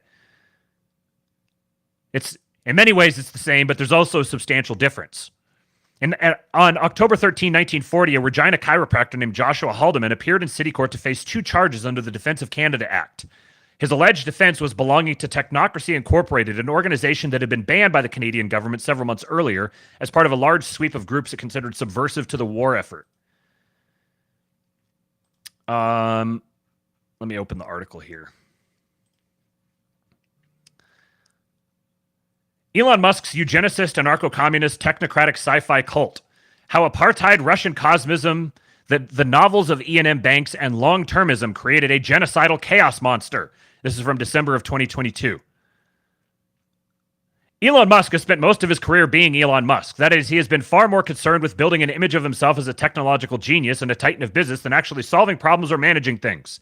While there have always been hints in the fawning press about his eccentricity, until very recently he has been given a very big pass in terms of his actual motivations and his behavior toward others. When he purchased Twitter, everything changed. Musk decided that in order to groom his own image and manipulate reality, he needed to own the means of communication. But in the process, he has exposed who he truly is, a dangerous, genocidal psychopath allied with Vladimir Putin and literal Nazis. But why? What drives this man to radicalize and deceive hundreds of millions of people on Twitter? And why the fuck is he so obsessed with colonizing Mars? The answer is, unsurprisingly, complicated.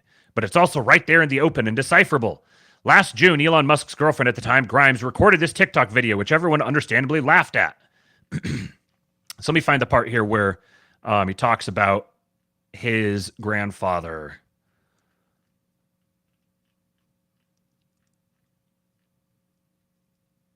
Okay, so here's this thing about long-termism.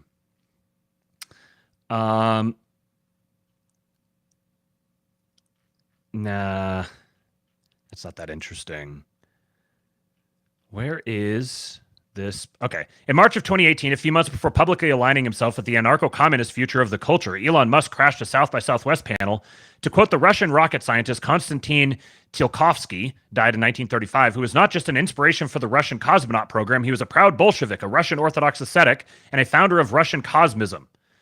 Russian Cosmism is a movement started in the 19th century by Nikolai Fyodorov and influenced by contemporary theosophists like Madame Blavatsky and science fiction writers like H.G. Wells and Jules Verne. One of Fyodorov's students was Konstantin Tsiolkovsky, who took Fyodorov's ideas and merged them with his Russian Orthodox roots and created a belief system that proposed that the only important thing was man's quest for immortality. This idea included the resurrection of every human being who ever lived. Tsiolkovsky was also very interested in theosophy. The cosmists reasoned that the process of raising the dead would lead to a population explosion, which meant that humans must expand to outer space to handle all the new old people.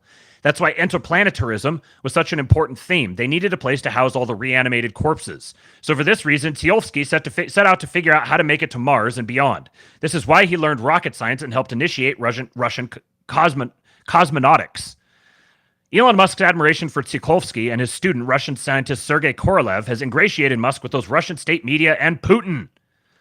But Tsiolkovsky's vision for humanity was not just immortality and interplanetarism, it was supremacist and eugenicist. In order to achieve immortalism, it was necessary to eradicate all forms of life that did not contribute to his cosmist goals. Russian cosmism was deeply intertwined with the Russian Revolution and the Bolsheviks. Tsiolkovsky was a Bolshevik, and one of the co-founders of the Bolshevik Party was a Russian cosmist named Alexander Bogdanov, who was for a time a rival to Vladimir Lenin for power. But Bogdanov was also a science fiction writer who wrote a book called Red Star, which described how a socialist technocratic government takes over Mars. Bogdanov, like Peter Thiel, believed that blood transfusions are a fountain of youth. Unfortunately for Bogdanov, he died of a blood transfusion contaminated with malaria in 1928. Note that Bogdanov was also an inspiration to anarchist sci-fi writers like Ursula Le Guin and Musk's muse, Ian M. Banks. But there was another movement inspired by Alexander Bogdanov that Elon Musk has deep familial connections to. The Technocracy movement, started in 1936 by Howard Scott as Technocracy Inc. One of the leaders of the Technocracy movement in Canada was Joshua Haldeman, who was a chiropractor by trade. Joshua Haldeman is Elon Musk's grandfather. There's a quote here: Musk doesn't talk about a technate on Earth, but he's invested billions developing rockets to send people to Mars, with the intent to colonize it. He wants to see a city of 1 million people there by 2050.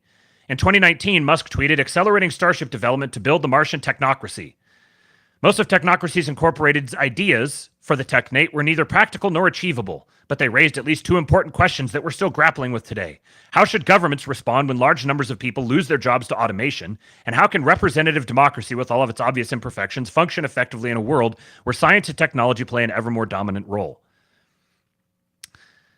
The technocracy movement was the idea that the only people we should trust with decision-making power are technologists and engineers. It also wanted to get rid of money in favor of energy certificates. It had hundreds of thousands of members in the late 30s. Joshua Haldeman was arrested for his participation in 1940. Elon Musk has taken his grandfather's technocratic ideas to heart and sees himself as the top technocrat that ever lived. That's why he called himself the Technoking of Tesla and doesn't care about being Twitter CEO as long as he can run the software and servers teams. It's also why Elon Musk has been trying to get rid of money for his entire career, starting with PayPal and continuing through his many cryptocurrency scams. After his arrest in 1940, Musk's grandfather, Joshua Haldeman, became increasingly disenchanted with his country's declining values. He didn't like movies, Coca-Cola, or refined flour, and moved his family to South Africa in 1950. This was 2 years after apartheid, which literally means aparthood, started. The oppressive racist regime was advertising itself as a new whites-only paradise at the time. Now, I apologize for having to drag you guys through this screed, But I think it's a fascinating look at what I didn't know before reading this about Elon's background. On the back of what was effectively slave labor in his emerald mine, Haldeman got filthy rich to the point that the family couldn't close the safe. In 1971, Joshua Haldeman's daughter May gave birth to Elon in Pretoria. Elon remained in South Africa, raised in whites-only prep schools until the age of 17 when he moved to Canada to avoid military service and make immigrating to the U.S. easier, which he did a few years later. 3 decades after leaving apartheid, Musk's companies are infamously racist, and Musk himself has persistently signaled to white supremacist Nazi movements on Twitter. Given his upbringing and his inherent psychopathy, it should not be surprising that he is continuing the family tradition. Since buying Twitter, Elon Musk is a runaway train who appears to be ready to destroy the planet to get what he wants. Given that he has lost more than half of his worth in the project, he appears increasingly desperate to accelerate his destruction to warp speed. His long-termism gives him a false altruistic basis for his nihilistic goals. His technocratic beliefs make him think he is the only one who can fix it. His obsession with Russian cosmism and anarcho-communist science fiction give him a political framework to pursue his whims at the cost of others. And his transhumanist ideas give his racist eugenicist heart a scientific rationale. Now, I assume all of you guys out here are smart enough to be able to... this is one of those where... how would you say it? The libs are our best propagandists. They're their own twisted little heads. The way they try to filter this information into their own twisted little heads makes them ultimately like the best hype men. Despite his denials, Elon Musk is in fact brainwashed by a lifetime of rich white male privilege in which his flights of fancy based on sci-fi books or Russian occultism or his grandfather's bedtime stories are constantly turned into reality. But the hodgepodge of bizarre beliefs that he holds in his head hardly resembles the racist caricature he perceives himself as, a 4chan Roman Ubermensch. Elon Musk is a dangerous man at a dangerous time with hundreds of millions of people in his captive audience.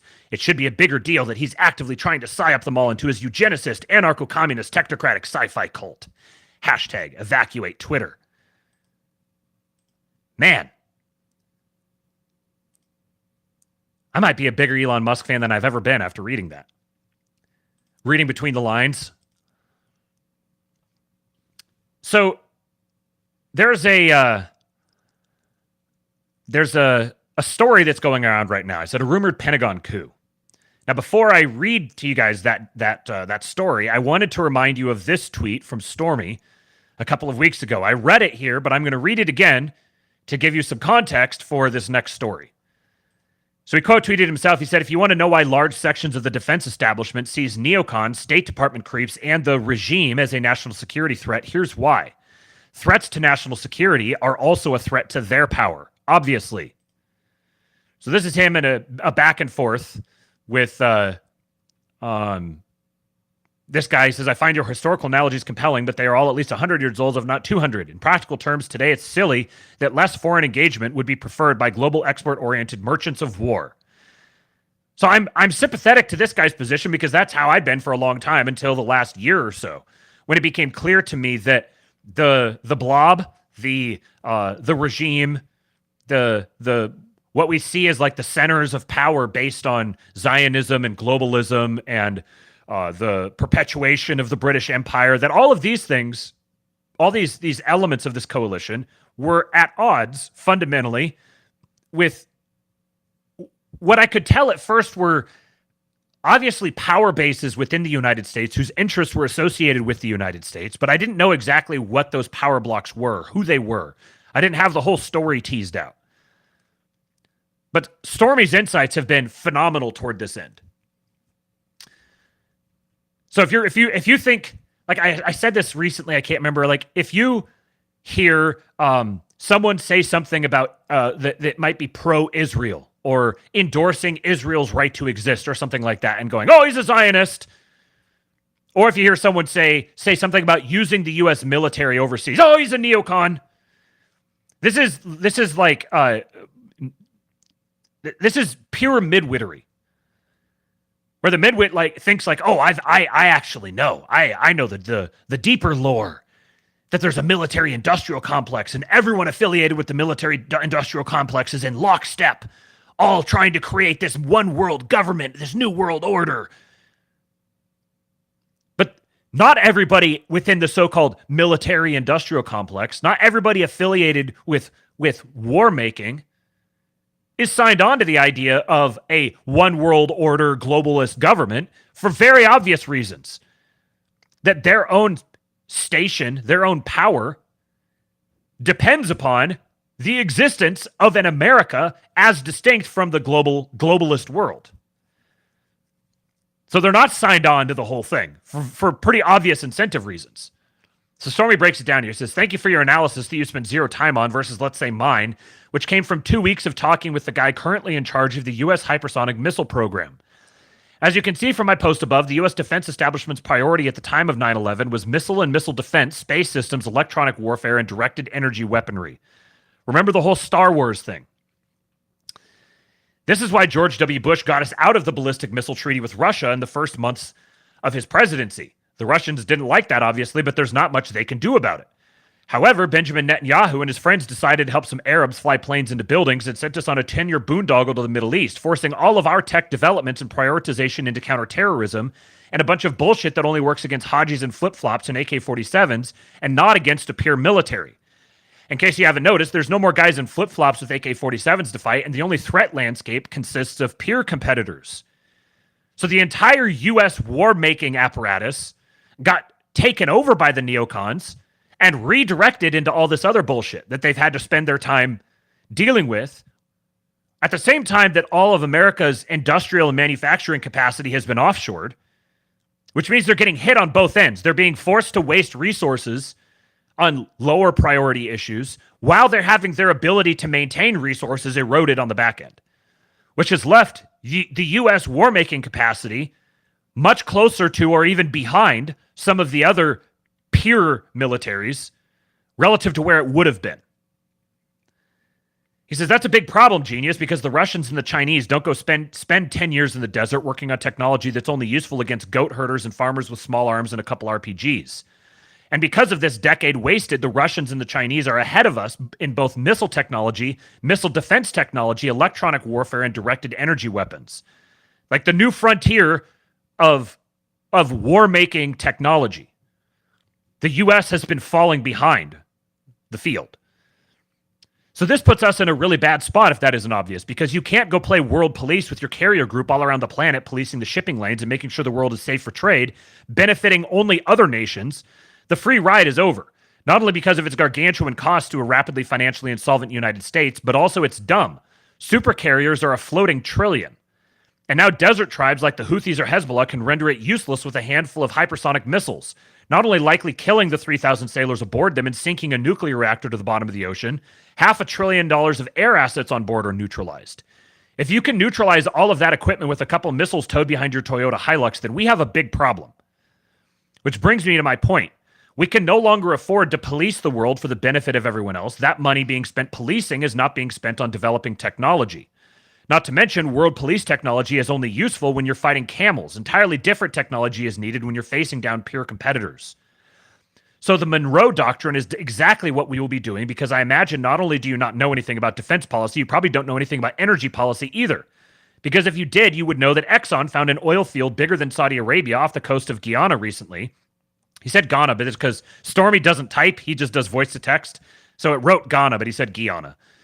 This is why Venezuela, with its shit oil that no one can even refine, invaded Guyana recently. So the U.S. military doesn't really see the benefit of making the world safe for a bunch of Saudis that are kind of high maintenance and offer a little here at home on our continent. Will the defense contractors sell their weapon systems to foreign militaries in foreign conflicts abroad? Absolutely. As they should. It's a business. We just won't be going to fight. You can send us your money, but we will no longer be sending you ours. This is why the current neocon policy establishment and the State Department have actually become a threat to national security, because wars for Israel and Ukraine mean no money for the technology development that is needed. If this technology does not get developed, as soon as the next war starts, we lose. And as soon as our enemies are confident in that information, they will start it, not us. So now, with that context, take a listen to what retired Colonel Lawrence Wilkerson told Judge Andrew Napolitano yesterday. I think what we're seeing here is another attempt, because the 100-plane strike didn't do it, by Netanyahu to provoke Hezbollah to some sort of action that he can then declare is warlike, to the extent that he can do what he wants to do with them. Even though I'm told with great confidence in the source says that the latest 2 visits by the Central Command Unified Commander were to tell him that we would not be with him in the event of his going to war with Hezbollah that he provoked, nor would we be with him going to war with Iran that he provoked. And we made it quite clear that we would know if he provoked it. So I have to declare You're that. Speaking of General Kurilla. Yes. Yes. So Scott Ritter agrees with you. Doug McGregor says he can't imagine Austin and Blinken letting General Kurilla do that. It's very, very interesting. Is this forgive me, Colonel, is this speculation on your part, or is it based on sources? Promotion accepted. I want to be there for it. It's based on some pretty reliable sources. And here's the bigger picture. And I hope the others told you this too. Biden's fury, and you could see it, he was seething when he met with the British Prime Minister. Yes, we have that clip. He was out of control with anger. And what he'd just been told, apparently, was by the Pentagon, no dice, Mr. President. No dice on Ukraine and no dice on Gaza. Now, and we're in charge now. No dice, you're talking about no dice on the long-range missiles reaching deep into Russia, even though Tony Blinken had intimated all week in Kyiv with his British counterpart that this was happening, and Sir Keir Starmer, the British Prime Minister, had every reason to believe as he's flying across the Atlantic that Joe Biden's answer would be yes. He was embarrassed. He was embarrassed by the fact he was pulling out his maps with target data, and Biden told him, don't even pull them out. We're not going to talk about that. I've been told, again, by fairly reliable sources, that Blinken and Sullivan, Blinken primarily, but Sullivan too, have been sidetracked. And what's happened is the Pentagon has taken over essentially diplomacy as well as any action, militarily speaking, with regard to both theaters of war. And so they're now in charge. And I have to change my evaluation of Secretary Austin if that's the case, because it means he listened finally to the people in the bowels of the Pentagon who know the truth, and he's reacting to that, and he's told President Biden that, and to Biden's credit, even though he was furious, he finally took that advice. Colonel, you once ran the State Department. How does the Defense Department engage in diplomacy? They engage in diplomacy every day, every day. Their 4-stars in the various syncdoms, the regions that they control, the AORs, are the true U.S. diplomats. And some of them are very good at it. I saw some of them. I worked with some of them who are very good at it, better than any Secretary of State. But it shouldn't be that way. That's a parenthetical remark. We shouldn't have the military leading diplomacy, but we often do. And Japanese Prime Minister once told me why, to my face. He said, Larry, when your East Asia and Pacific Assistant Secretary comes out here, he's not got anything but his briefcase. When the man from Honolulu comes out here, from Camp Smith in Hawaii, comes out here, he's towing air wings, submarines, battle groups, marine amphibious groups, army divisions. I listened to him. This is the Prime Minister of Japan. Who told General Kurilla to tell Prime Minister Netanyahu, if you invade Lebanon, you're on your own? It was, I think, Austin. That's the chain of command. Austin conveyed that message to him, but I think it was Austin that convinced Biden to give him that command so he could transmit it to Sorella. So this is a very interesting development. Now, the General Kurilla that he's talking about, that's this guy here. General Michael Eric Kurilla is from Elk River, Minnesota, and commissioned into the infantry from the United States Military Academy, West Point, in 1988. Throughout his career, he's led airborne, mechanized, striker, ranger, and joint special operations units during combat and operational deployments, including Operation Just Cause in Panama, Operation Desert Shield and Desert Storm in Saudi Arabia and Iraq, Operation Uphold Democracy in Haiti, interesting, Operation Joint Guardian in Kosovo and Macedonia, Operation Joint Resolve in Bosnia and Herzegovina, Operation Iraqi Freedom in Iraq, Operation Enduring Freedom in Afghanistan, and Operation Inherent Resolve in Iraq. General Kurilla spent every year from 2004 to 2014 leading conventional and special operations forces in the U.S. Central Command area of responsibility. He previously commanded 1st Battalion, 24th Infantry, 2nd Ranger Battalion, and 75th Ranger Regiment, and the 82nd Airborne Division, and 18th Airborne Corps. In addition to command assignments as a general officer, General Kurilla served as the Director of Operations and Assistant Commanding General for Joint Special Operations Command, Deputy Commanding General for the 1st Infantry Division, Joint Staff Deputy Director for Special Operations and Counterterrorism, and Chief of Staff for U.S. CENTCOM. General Kurilla's awards and decorations include the Combat Infantryman Badge with Star, Master Parachutist Badge with Combat Jump Device, Ranger Tab, and the Purple Heart with Oak Leaf Cluster. He has a BS in Aerospace Engineering for the United States Military Academy, West Point, an MBA from Regis University, and an MS in National Security Studies from the National War College. Very interesting character. So if what Colonel Wilkerson is saying here, you have You have a combatant commander who's effectively usurped the White House, State Department, CIA, and is taking control of U.S. diplomacy in the Middle East, telling Netanyahu that if he invades Lebanon or anywhere else, he's on his own. Now, what he's saying here is the way he reads this is it was the Secretary of Defense, Lloyd Austin, who's formerly part of Raytheon, who's the one who got this order from Biden and then delivered it to the commander of CENTCOM to deliver it to Netanyahu. There's a series, one of the schizo stream subjects that I've had, you know, in the background in case we ever need something, is this thing called devolution. Now it's an outworking of a lot of the people who are deep into the Q stuff, who felt very let down for obvious reasons, but kind of kept digging and tugging on things. There was a lot of really interesting stuff that that Trump's White House did in the last couple of weeks, in the duration between the election and Inauguration Day.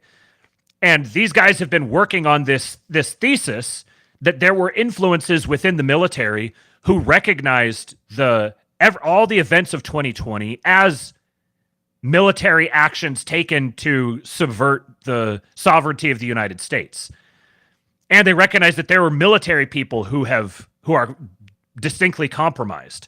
So there's been some sort of military intelligence operation working in the backgrounds. Now, it's something that I've held kind of lightly because it seems compelling. There's a lot of really interesting information. There's hours and hours of video of them breaking down all these different diplomatic talks and statements that were given and comparing like certain executive orders that were issued and what they're related to. It has to do with the continuance of government, COG, that this was established during the Cold War in the event that somehow American leadership was like, there was a nuke that hit DC or something like that. So American leadership was compromised and you needed to take it, executive power and devolve it for a period of time until the situation is resolved. And then you restore it into the executive again.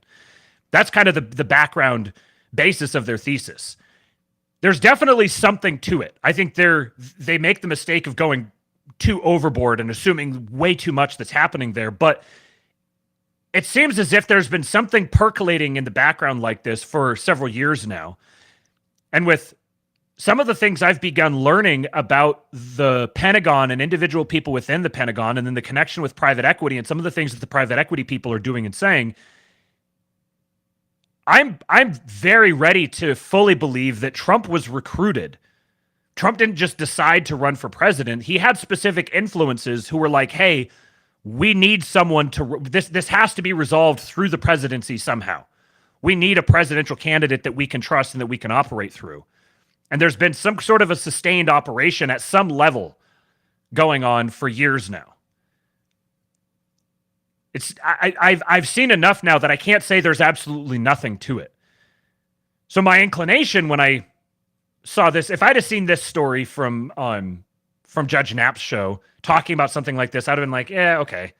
I keep hearing little things like this, but I find it improbable. At the same time, now, after everything I've learned over the last year or so, and then considering the stakes of what's happening right now, I find it entirely believable that there are people within the Pentagon who wield some sort of influence who are like, okay, there's a rivalry between the State Department and the Pentagon just by default.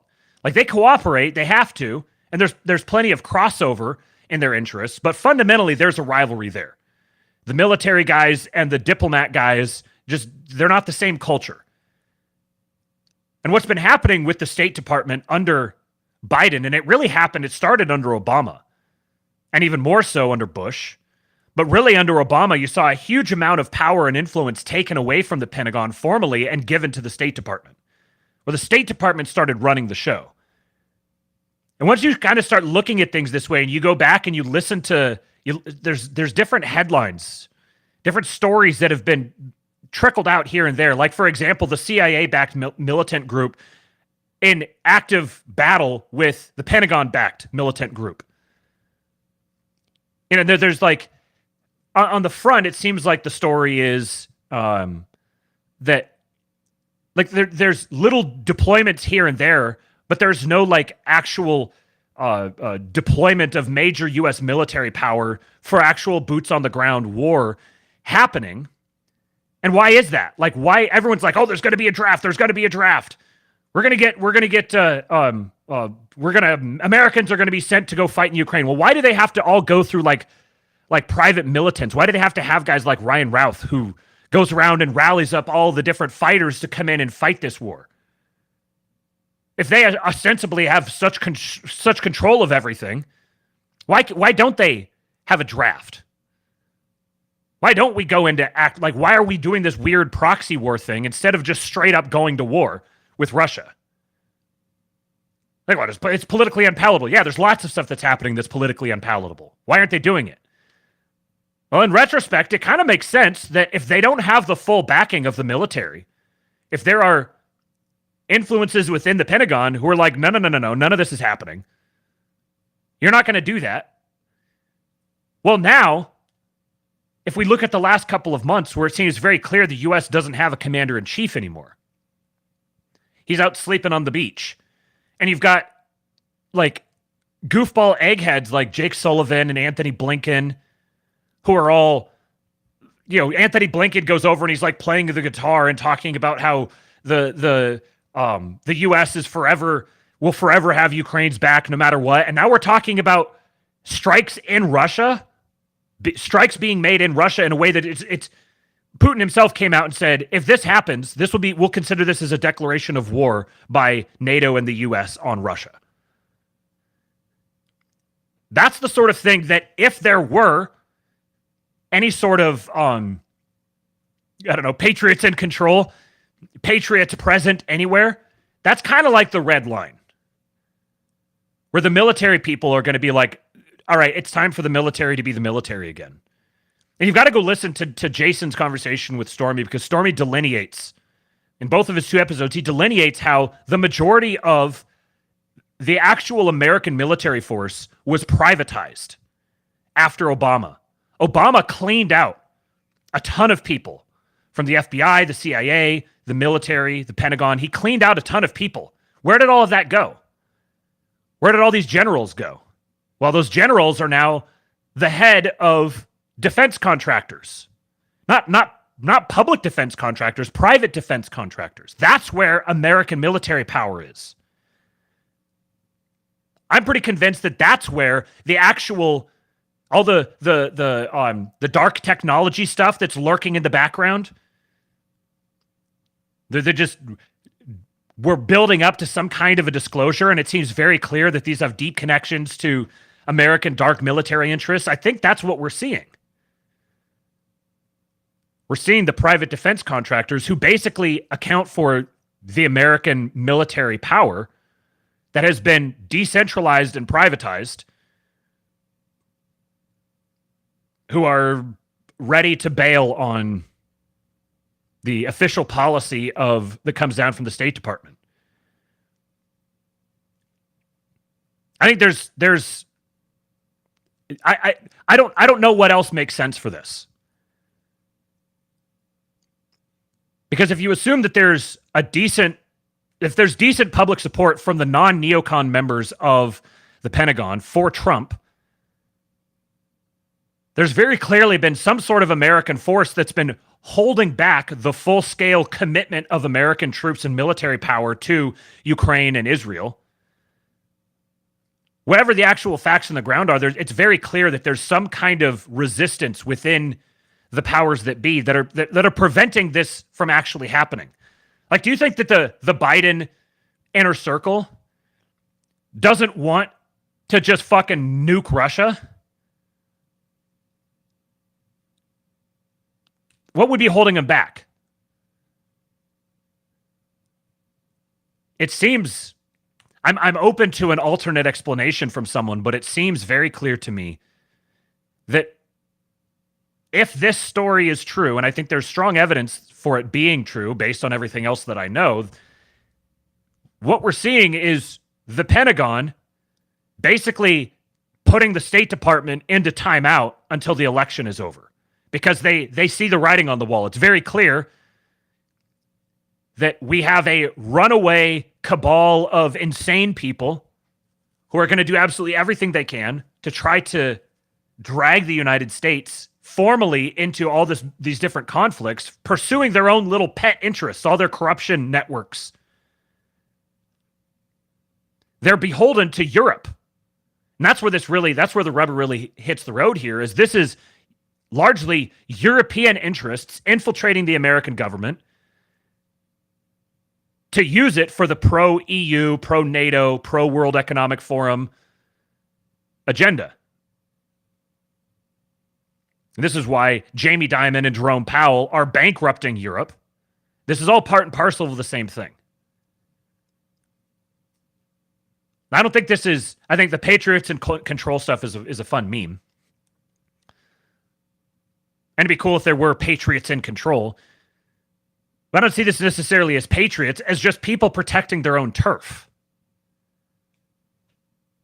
These lifer generals and colonels, the lower level officers who aren't strictly political appointees, they fully understand the stakes of what actually nuclear strikes on Russia or all-out war between Israel and Iran and Lebanon. They understand full well what that is, what the implications of that would be, that we're not equipped right now to take something like that on, and that there's no benefit to us. So if there was going to be a time for them to step in and execute some sort of a coup, now would be the time. And I think, it's possible that this is Lloyd Austin being... he's been a deep asset for a long time, and now he's finally coming out. It makes me wonder, I wonder what he was doing that whole time when he supposedly was like getting surgery or something, and he just disappeared. Maybe he's been a deep asset for a long time. I'd say it's more likely that this Karilla guy is acting of his own accord, and that Austin has been sidelined just as much as Biden has. Anyways, it's all speculation. What's going on, Cooper? Oh, hey. What's up? I heard what sounded like lip pillows. Yes. Nice. We've got the coffee flavored, which is not that bad. I thought, okay, this is going to be either trash or it's going to be good. It's not trash and it's not great. It tastes kind of like caramel. But Is it a Zen? Yeah. Oh, you're still buying Zens? This is actually a holdover from like 2 weeks ago because I had a sale at my local tobacco shop where I bought like 10 tins or something like that. So are you going to be... I'm going to run them out. And then once I'm going to run them out and then, I don't know, buy something else until Tucker gets his thing going. Yeah, Alp. Yeah. All right, I've got a couple more things here you can join me on. I've got a tweet thread from Uberboyo. We love our Uberboyo, don't we, gents?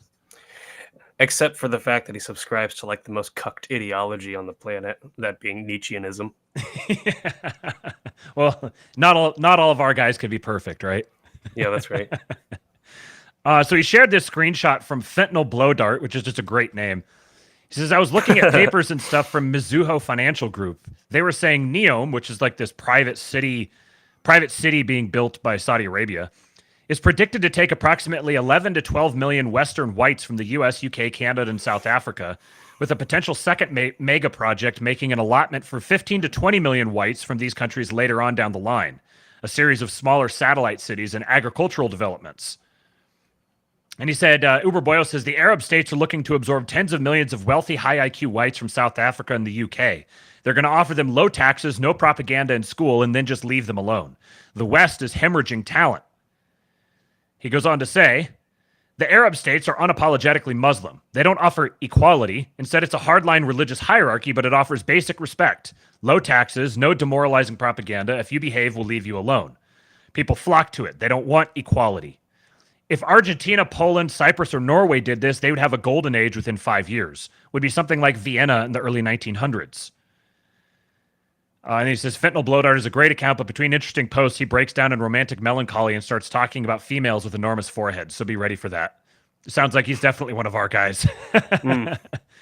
But this reminds me of a conversation that was being had in one of our group chats over the weekend about, I think it started off, we were talking about Pajits in tech and how everyone who works in tech or any sort of tech adjacent industry is just completely fed up with dealing with Pajits. That has become very clear that you can't coexist with them in these industries because they have no qualms about lying and giving out favors and hooking up their brethren.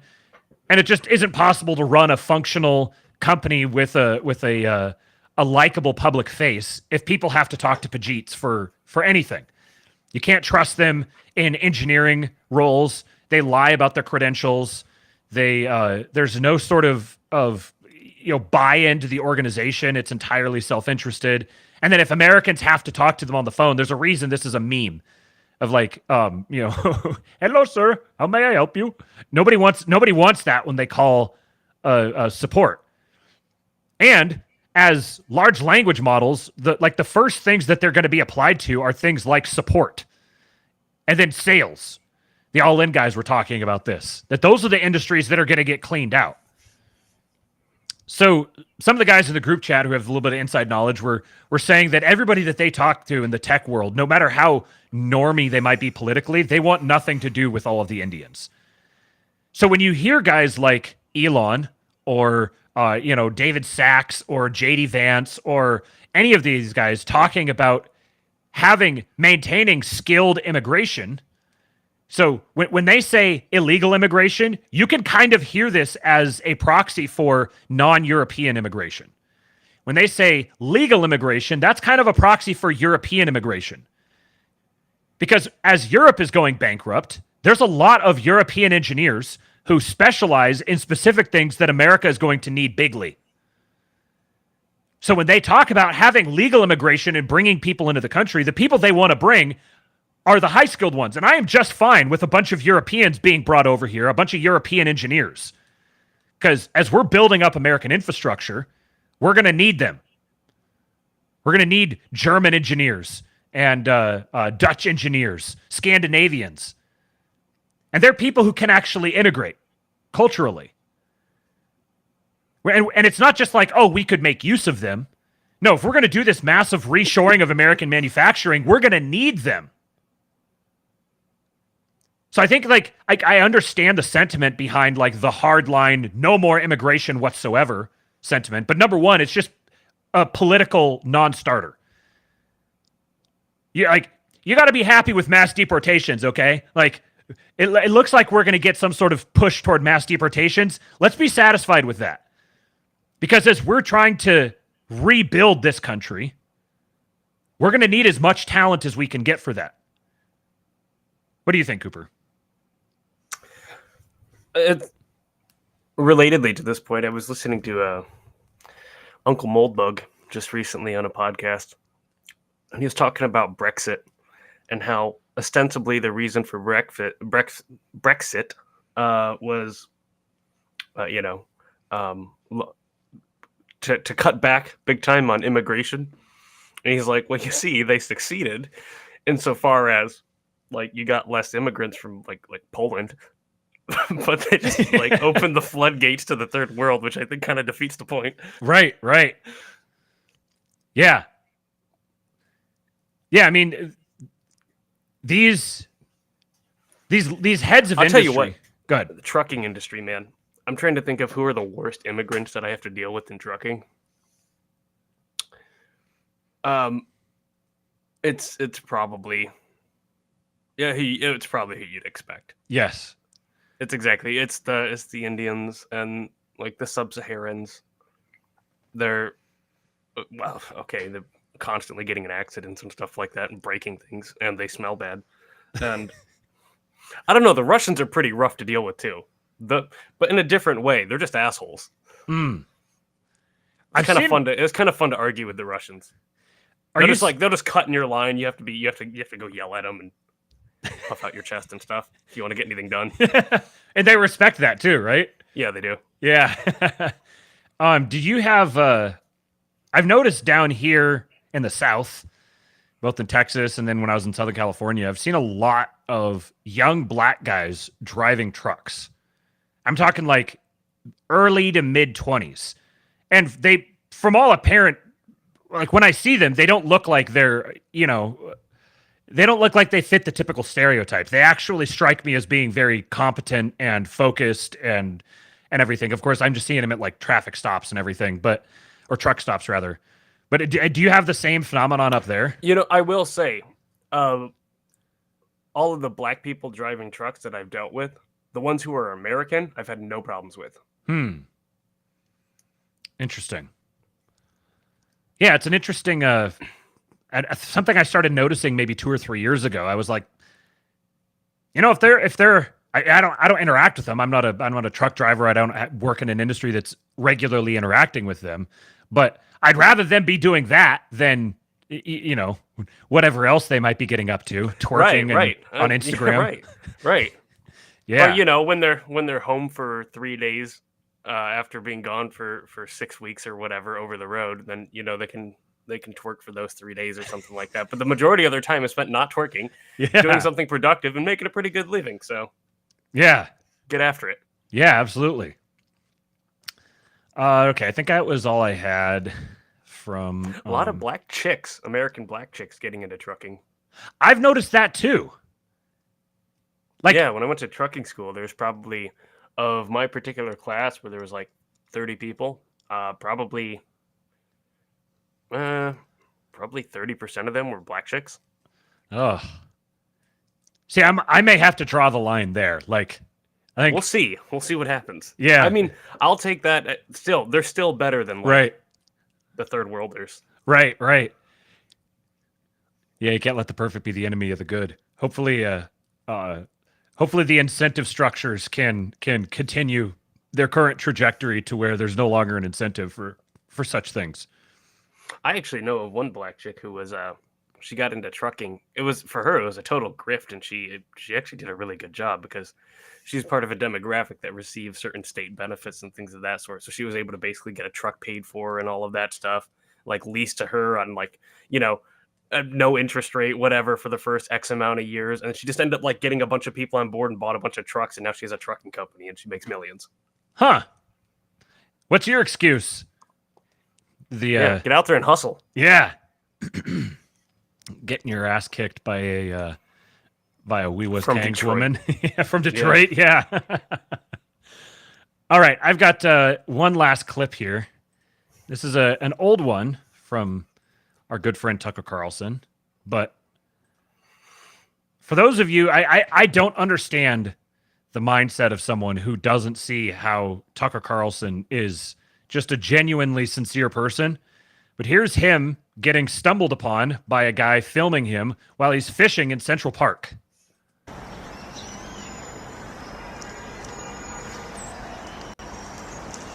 First of all, Tucker's just out here fishing in Central Park because this is Tucker.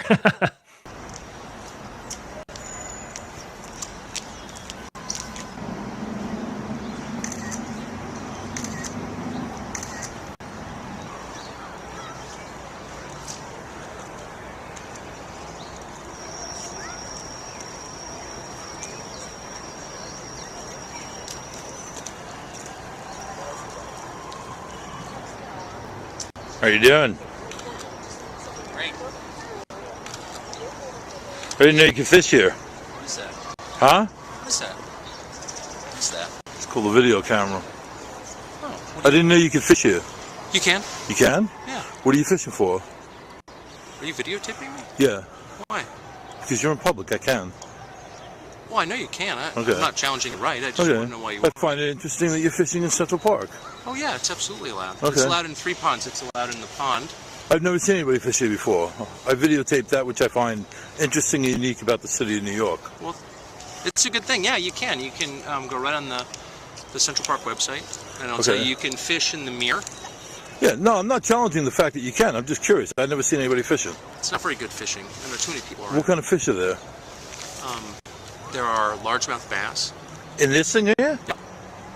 And what do you use for bait? I fly fish, so I use flies. Do you catch the flies yourself? No, flies are. I'll show you.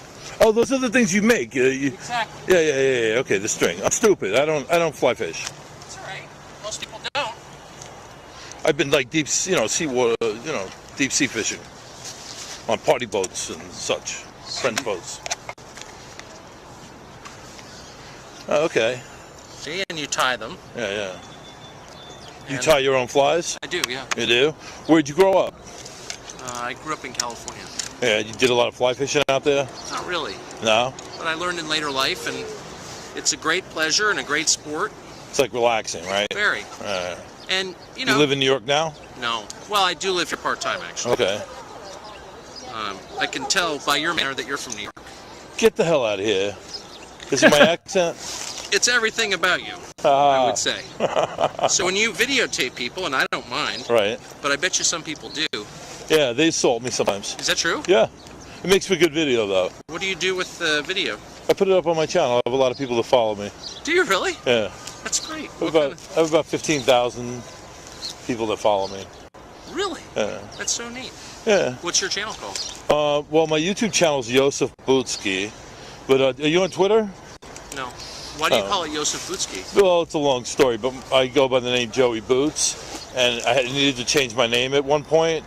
Why? I needed to sound Israeli, because I was going live on CNN. For what?